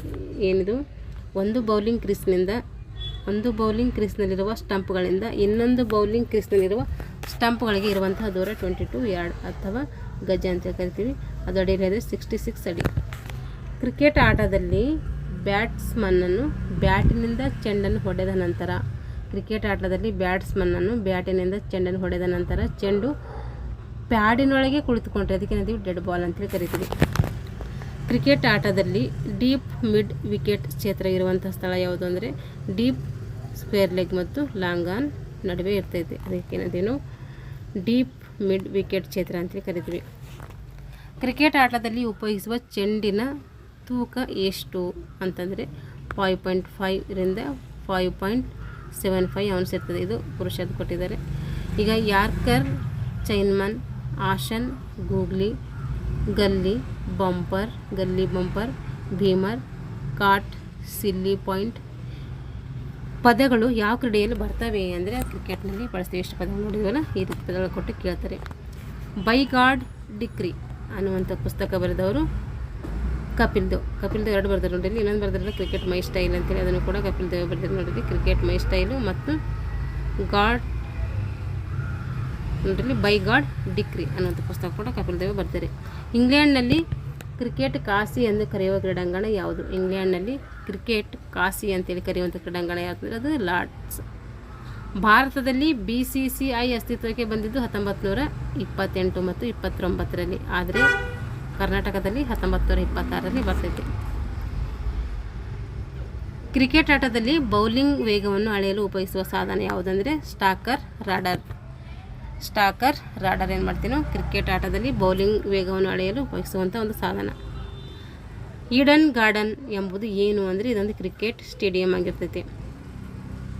ಕ್ರಿಕೆಟ್ ಆಟದಲ್ಲಿ ವೈಡ್ ಆದ ಚೆಂಡು ವಿಕೆಟ್ ಕೀಪರ್ ಕೈಗೆ ಸಿಗದೆ ಕ್ರಿಕೆಟ್ನಲ್ಲಿ ವೈಡ್ ಆದಂತಹ ಚೆಂಡು ಏನು ಮಾಡ್ತೈತಿ, ವಿಕೆಟ್ ಕೀಪರ್ಗೆ ಕೈಗೆ ಸಿಗದೆ ಬೌಂಡ್ರಿ ದಾಟಿದರೆ ಆಗ ಬ್ಯಾಟ್ಸ್ಮನ್ ಆಟಕ್ಕೆ ಸಿಗುವಂಥ ರನ್ಗಳು ಎಷ್ಟಂದರೆ 5 ರನ್ಗಳು ಸಿಗ್ತವೆ. ಕ್ರಿಕೆಟ್ ಪಂದ್ಯ ನಡೆಸಲು ಅಗತ್ಯವಾಗಿರಬೇಕಂತ ಕ್ರೀಡಾಧಿಕಾರಿಗಳ ಸಂಖ್ಯೆ ಎಷ್ಟಂದರೆ 5 ಜನ ಅಗತ್ಯವಾಗಿ ಬೇಕು. ಸೀನಿಯರ್ ವಿಭಾಗದ ಕ್ರಿಕೆಟ್ ಆಟದಲ್ಲಿ 3 ಸ್ಟಂಪ್ಗಳ ಗುಂಪಿನ ಒಟ್ಟು ಅಗಲ ಎಷ್ಟು? ಸೀನಿಯರ್ ವಿಭಾಗದ ಕ್ರಿಕೆಟ್ ಆಟದಲ್ಲಿ 3 ಸ್ಟಂಪ್ಗಳ ಗುಂಪಿನ ಒಟ್ಟು ಅಗಲ ಎಷ್ಟು ಅಂತಂದರೆ ಅದು 9 ಅಗಲ ಅಥವಾ 10 to 2.86 ಸೆಂಟಿಮೀಟರ್. ಜೂನಿಯರ್ಸ್ದು 8 ಅಗಲ ಅಂದರೆ 8 ಇಂಚ್ ಅಂತ ಅರ್ಥ. ನೋಡಿರಿ, ಅಲ್ಲಿ ನಾವು ಅಧಿಕಾರಿಗಳು 6 ಜನ ನೋಡಿದ್ವಿ. 6 ಜನ ಅಲ್ಲ 7 ಜನ ನೋಡಿದ್ವಿ. ಇಲ್ಲಿ ಏನು ಹೇಳಿದ್ದಾರೆ, ಅಗತ್ಯವಾಗಿ ಬೇಕಾಗಿರುವಂಥ ಅಂದರೆ ಕನಿಷ್ಠ ಎಷ್ಟು ಜನ ಬೇಕು ಅಂತ ಅರ್ಥ. 5 ಜನ ಬೇಕಾಗ್ತಾರೆ. ಅಲ್ಲಿ ಏನು ಮಾಡಿದ್ವಿ ನಾವು, 3 ಜನ ಅಂಪೈರ್ಸೇ ನೋಡ್ಕೊಂಡಿವಿ. ಒಬ್ಬರು ವೀಕ್ಷಣೆಕಾರರು, ಇನ್ನೊಬ್ಬರು ಸ್ಕೋರರೇ ನೋಡ್ಕೊಂಡಿವಿ. ಸ್ಕೋರರೇ. ಒಟ್ಟು ಟೋಟಲ್ ಬಂದ್ಬಿಟ್ಟು 7 ಜನ ಆಗಿದ್ರಲ್ಲಿ. ನೋಡಿಲ್ಲಿ, ಕ್ರಿಕೆಟ್ ಆಟದಲ್ಲಿ ಸ್ಟಂಪ್ಗಳ ಮೇಲೆ ಇಡುವಂಥ ಬೆಲ್ಸ್ಗಳ ಉದ್ದ ಎಷ್ಟಿರ್ತೈತೆ ಅಂದರೆ 11.1 ಸೆಂಟಿಮೀಟರ್ ಇರ್ತೈತೆ. ಸ್ಟಂಪನ್ನು ನೆಲಕ್ಕೆ ಹೊಳಿದಾಗ ಅದರ ಎತ್ತರ ಎಷ್ಟಿರಬೇಕು? 71.1 ಅಂದರೆ 28 ಅಂಗುಲ ಅಥವಾ ಇಂಚ್ ಇರಬೇಕು. ಕ್ರಿಕೆಟ್ ಬ್ಯಾಟ್ನ ತೂಕ ಎಷ್ಟಿರಬೇಕಂದ್ರೆ 2 ಪೌಂಡ್ ಅಂದರೆ 10 ಔನ್ಸ್ ಇರಬೇಕು. ಏಕದಿನ ಕ್ರಿಕೆಟ್ ಪಂದ್ಯದಲ್ಲಿ ಬಳಸುವ ಚೆಂಡಿನ ಬಣ್ಣ ಯಾವುದು ಅಂದರೆ ಬಿಳಿ. ನಾವು ಟೆಸ್ಟಲ್ಲಿ ಯಾವ್ದು ಬಳಸ್ತೀವಿ? ರೆಡ್ ಬಳಸ್ತೀವಿ. ಏಕದಿನ ಪಂದ್ಯದಲ್ಲಿ ಕ್ರಿಕೆಟ್ ಒನ್ ಡೇ ಮ್ಯಾಚಲ್ಲಿ ಬಿಳಿ ಕಲರ್ ಬಾಲನ್ನು ನಾವು ಬಳಸ್ತೀವಿ. ಒಂದು ಟೆಸ್ಟ್ ಕ್ರಿಕೆಟ್ ಪಂದ್ಯಾವಳಿಯನ್ನು ಆಡಿ ಮುಗಿಸಲು ನಿಗದಿಪಡಿಸಿರುವ ಗರಿಷ್ಠ ದಿನಗಳು ಎಷ್ಟು ದಿನ? ಟೆಸ್ಟ್ ಮ್ಯಾಚ್ಗಳು 5 ದಿನಗಳು ನಡೀತವೆ. 80 ರಿಂದ 90 ಓವರ್ಗಳು ಇರ್ತವೆ. ಮೊದಲ ಬಾರಿಗೆ ಭಾರತದಲ್ಲಿ ಕಲ್ಕತ್ತಾದಲ್ಲಿ ಕ್ರಿಕೆಟ್ ಕ್ಲಬ್ ಸ್ಥಾಪನೆ ಆಯಿತು. ಎಷ್ಟಾಗಿ ಅಂದರೆ 1792ರಲ್ಲಿ ಮೊದಲ ಬಾರಿಗೆ ಭಾರತದಾಗ ಒಂದು ಕಲ್ಕತ್ತಾದಲ್ಲಿ ಕ್ರಿಕೆಟ್ ಕ್ಲಬ್ ಏನಾಗ್ತೈತಿ, ಸ್ಥಾಪನೆ ಆಗ್ತೈತಿ. IPL ಇಂಡಿಯನ್ ಪ್ರೀಮಿಯರ್ ಲೀಗ್ ಸಂಬಂಧಪಟ್ಟಂಥ ದೇಶ ಯಾವುದಂದರೆ ಅದು Bharat. IPL Indian premier league ಸಂಬಂಧಪಟ್ಟಂಥ ದೇಶ ಅದು ಭಾರತ ಆಗಿರ್ತೈತಿ. ಒಂದು ಏಕದಿನ ಕ್ರಿಕೆಟ್ ಪಂದ್ಯಾವಳಿಯಲ್ಲಿ ಪವರ್ ಪ್ಲೇಗೆ ಇರುವಂಥ ಸೀಮಿತ ಓವರ್ಗಳು ಹಾಗೂ ಪವರ್ ಪ್ಲೇಗಳು ಎಷ್ಟು ಅಂದರೆ 15 ಓವರ್ಗಳು ಮತ್ತು 3 ಪವರ್ ಪ್ಲೇಗಳು. ಒಂದು ದಿನ ಕ್ರಿಕೆಟ್ ಪಂದ್ಯಾವಳಿಯಲ್ಲಿ ಪವರ್ ಪ್ಲೇಗೆ ಇರುವಂಥ ಸೀಮಿತ ಓವರ್ಗಳು ಎಷ್ಟು ಅಂದರೆ 15 ಓವರ್ಗಳಿರ್ತವೆ. ಪವರ್ ಪ್ಲೇಗಳು ಎಷ್ಟಿರ್ತವೆ ಅಂದರೆ 3 ಓವರ್ಗಳು. 50 ಓವರ್ಗಳಲ್ಲಿ 15 ಓವರ್ಗಳು ಏನು ಮಾಡ್ತೇವೆ, ಪವರ್ ಪ್ಲೇಗಳು ಇರ್ತವೆ. ಅದರಲ್ಲಿ 3 ಏನಿರ್ತವೆ, ಪವರ್ ಪ್ಲೇಗಳು ಇರ್ತವೆ. ಕ್ರಿಕೆಟ್ ಪಿಚ್ ಇರಬೇಕಾದಂಥ ದಿಕ್ಕು ಅಂದರೆ ಅದು ದಕ್ಷಿಣೋತ್ತರವಾಗಿ. ಪವರ್ ಪ್ಲೇ ನಡೆಯುವ ಸಂದರ್ಭದಲ್ಲಿ 30 ಯಾರ್ಡು ಅಂದರೆ 27.40 ಮೀಟರು ವೃತ್ತದ ಒಳಗೆ ನಿಂತಿರಬೇಕು. ಎಷ್ಟು ಜನ ನಿಂತಿರಬೇಕು? 7 ಜನ ನಿಂತಿರಬೇಕು. 4 ಜನ ಇರಬೇಕು, ಹೊರಗಡೆ ನಿಂತಿರಬೇಕು. 2015ರ ವಿಶ್ವಕಪ್ ಕ್ರಿಕೆಟ್ ಸಂಘಟಿಸುವ ಪ್ರಾಯೋಜಕತ್ವ ದೇಶ ಯಾವುದಂದರೆ ಆಸ್ಟ್ರೇಲಿಯಾ ಮತ್ತು ನ್ಯೂಜಿಲೆಂಡ್. ಇದು ಅವಾಗಿನ ಕರೆಂಟ್ ಇವೆಂಟ್ಸ್ ಕೊಟ್ಟಿದ್ದಾರೆ. ಇವಾಗ ನಾವು ಅಪ್ಡೇಟ್ ಮಾಡ್ಕೋಬೇಕು. 2026 ಗಂಟನೂ ಕೂಡ ನಾವು ಕರೆಂಟ್ ಇವೆಂಟ್ಸಲ್ಲಿ ನೋಡ್ಕೊಳ್ಬೇಕು. ಅದು ಈಗ LBW ಆದ ಬ್ಯಾಟ್ಸ್ಮನನ್ನು ತೀರ್ಪುಗಾರ ಈ ರೀತಿ ಔಟ್ ನೀಡ್ತಾನೆ. LBW ಆದ ಬ್ಯಾಟ್ಸ್ಮನನ್ನು ತೀರ್ಪುಗಾರ ಈ ರೀತಿ ಔಟ್ ನೀಡ್ತಾರೆ. ಯಾವ ರೀತಿ ಅಂದರೆ ಲೆಗ್ ಬಿಫೋರ್ ವಿಕೆಟ್ ಅಂತೇಳಿ ಕೊಡ್ತಾರೆ ಅವರಿಗೆ. ಕ್ರಿಕೆಟ್ನಲ್ಲಿ ವಿಕೆಟ್ ಕೀಪರ್ ಬ್ಯಾಟ್ಮನ್ ಹೊಡೆದ ಚೆಂಡು ಹಿಡಿದರೆ, ಕ್ರಿಕೆಟ್ನಲ್ಲಿ ವಿಕೆಟ್ ಕೀಪರ್ ಏನು ಮಾಡ್ತಾನೆ, ಕ್ರಿಕೆಟ್ನಲ್ಲಿ ವಿಕೆಟ್ ಕೀಪರು ಬ್ಯಾಟ್ಸ್ಮನ್ ಹೊಡೆದಂಥ ಚೆಂಡು ಹಿಡಿದರೆ ಅದಕ್ಕೇನಂತೇನು, ಕ್ಯಾಟ್ ಬಿಹ್ಯಾಂಡ್ ದಿ ವಿಕೆಟ್ ಅಂತೇಳಿ ಕರಿತೀವಿ. ಕ್ಯಾಟ್ ಬಿಹ್ಯಾಂಡ್ ದಿ ವಿಕೆಟ್ ಅಂತೇಳಿ ಇದನ್ನು ಕರಿತೀವಿ. ಕ್ರಿಕೆಟ್ನಲ್ಲಿ ಬ್ಯಾಟ್ಮನ್ ಚೆಂಡು ಹೊಡೆಯುವ ಸಂದರ್ಭದಲ್ಲಿ ಆತನು ಧರಿಸಿರುವ ವಸ್ತುಗಳು ಸ್ಟಂಪಿಗೆ ತಗಲಿ ಬಿದ್ದರೆ ಅದಕ್ಕೆ ಹಿಟ್ ವಿಕೆಟ್ ಆಗಿ ಔಟ್ ಆಗ್ತಾನೆ ಅಂತ ಅರ್ಥ. ಹಿಟ್ ವಿಕೆಟ್ ಆಗಿ ಔಟ್ ಆಗುತ್ತಾನೆ ಅಂತ ಅದನ್ನು ಕರಿತೀವಿ ನಾವು. 2014ರ T20 ಕ್ರಿಕೆಟ್ ವಿಶ್ವಕಪ್ ನಡೆದಂಥ ಸಂಘಟಿಸಿದ ದೇಶ ಯಾವುದಂದರೆ ಅದು ಢಾಕಾ, ಬಾಂಗ್ಲಾದೇಶದ ಢಾಕಾದಲ್ಲಿ ಇರ್ತೈತಿ. 2014ರ T20 ಕ್ರಿಕೆಟ್ ಒಂದು ವಿಶ್ವಕಪ್ ನಡೀತೈತಿ. 2014ರ ಏಷ್ಯಾ ಕಪ್ ಕ್ರಿಕೆಟ್ ಪ್ರಥಮ ಸ್ಥಾನ ಪಡೆದಂತಹ ದೇಶ ಯಾವುದು ಅಂದರೆ ಅದು ಶ್ರೀಲಂಕಾ. 2014ರಲ್ಲಿ ಏಷ್ಯಾ ಒಂದು ಕಪ್ ಕ್ರಿಕೆಟ್ ಪಂದ್ಯ ನೋಡಿರಿ. 2014ರ ಏಷ್ಯಾ ಕಪ್ ಕ್ರಿಕೆಟ್ ಪ್ರಥಮ ಸ್ಥಾನ ಪಡೆದಂಥ ದೇಶ ಶ್ರೀಲಂಕಾ. ದ್ವಿತೀಯ ಸ್ಥಾನ ಪಡೆದಿದ್ದು ಪಾಕಿಸ್ತಾನ. ಪಂದ್ಯ ಶ್ರೇಷ್ಠ ಯಾರು ಅಂತಂದರೆ ಅದು ಶ್ರೀಲಂಕಾದ ಮಾಲಿಂಗ. ಪಂದ್ಯ ಶ್ರೇಷ್ಠ ಪ್ರಶಸ್ತಿ ಯಾರು ಪಡ್ಕೊಂಡಿದ್ದಾರೆ ಅಂದರೆ ಶ್ರೀಲಂಕಾದ ಮಾಲಿಂಗ ಅವರು ಪಡ್ಕೋತಾರೆ. 2014ರ IPLನ ಅಧ್ಯಕ್ಷ ಯಾರು ಅಂದರೆ ರಂಜಿತ್ ಬಿಸ್ವಾಲ್. ಇದು 2014ರಲ್ಲಿ ಈಗ ರೀಸೆಂಟ್ ಆಗಿರೋದು ನೋಡ್ಕೋಬೇಕು. ಇವಾಗ ರೀಸೆಂಟಾಗಿ ಅರುಣ್ ಸಿಂಗ್ ಧುಮಾಲ್ ಯಾರೋ ಇದ್ದಾರೆ, ನಾವು ಯಾವುದಕ್ಕೊಂದು ಸರಿ ಅಪ್ಡೇಟ್ ಮಾಡಿಕೊಡ್ರಿ. ಇಷ್ಟೇನಾಯಿತು ಕ್ರಿಕೆಟಿಗೆ ಸಂಬಂಧಪಟ್ಟಂತಹ ಸಂಕ್ಷಿಪ್ತವಾದಂಥ ಮಾಹಿತಿಯನ್ನು ನೋಡಿದ್ದೀವಿ. ನನಗೂ ಕ್ರಿಕೆಟ್ ಹೊಸದು, ಇನ್ನು ನನಗೂ ಅಷ್ಟೇನು ಕ್ರಿಕೆಟ್ ಬಗ್ಗೆ ಅಷ್ಟು ಇದಿಲ್ಲ, ಆದ್ರೂ ಕೂಡ ನಾವು ಎಕ್ಸಾಮ್ಗೆ ಓದ್ಕೊಳ್ಬೇಕಲ್ಲ. ಹಾಗಾಗಿ ನನಗೆ ಎಷ್ಟು ಅರ್ಥ ಆಗ್ತದೋ ಅಷ್ಟರ ಮಟ್ಟಿಗೆ ನಿಮಗೆ ತಿಳಿಸಿದ್ದೀನಿ. ನಿಮಗೆ ಇಷ್ಟ ಆಗಿದರೆ ಲೈಕ್ ಮಾಡಿ, ಶೇರ್ ಮಾಡಿ ಅಂತ ಹೇಳ್ತಾ ಇಲ್ಲಿಗೆ ಈ ತರಗತಿಯನ್ನು ಮುಗಿಸ್ತಾ ಇದ್ದೀನಿ. ಎಲ್ಲರಿಗೂ ಧನ್ಯವಾದಗಳು.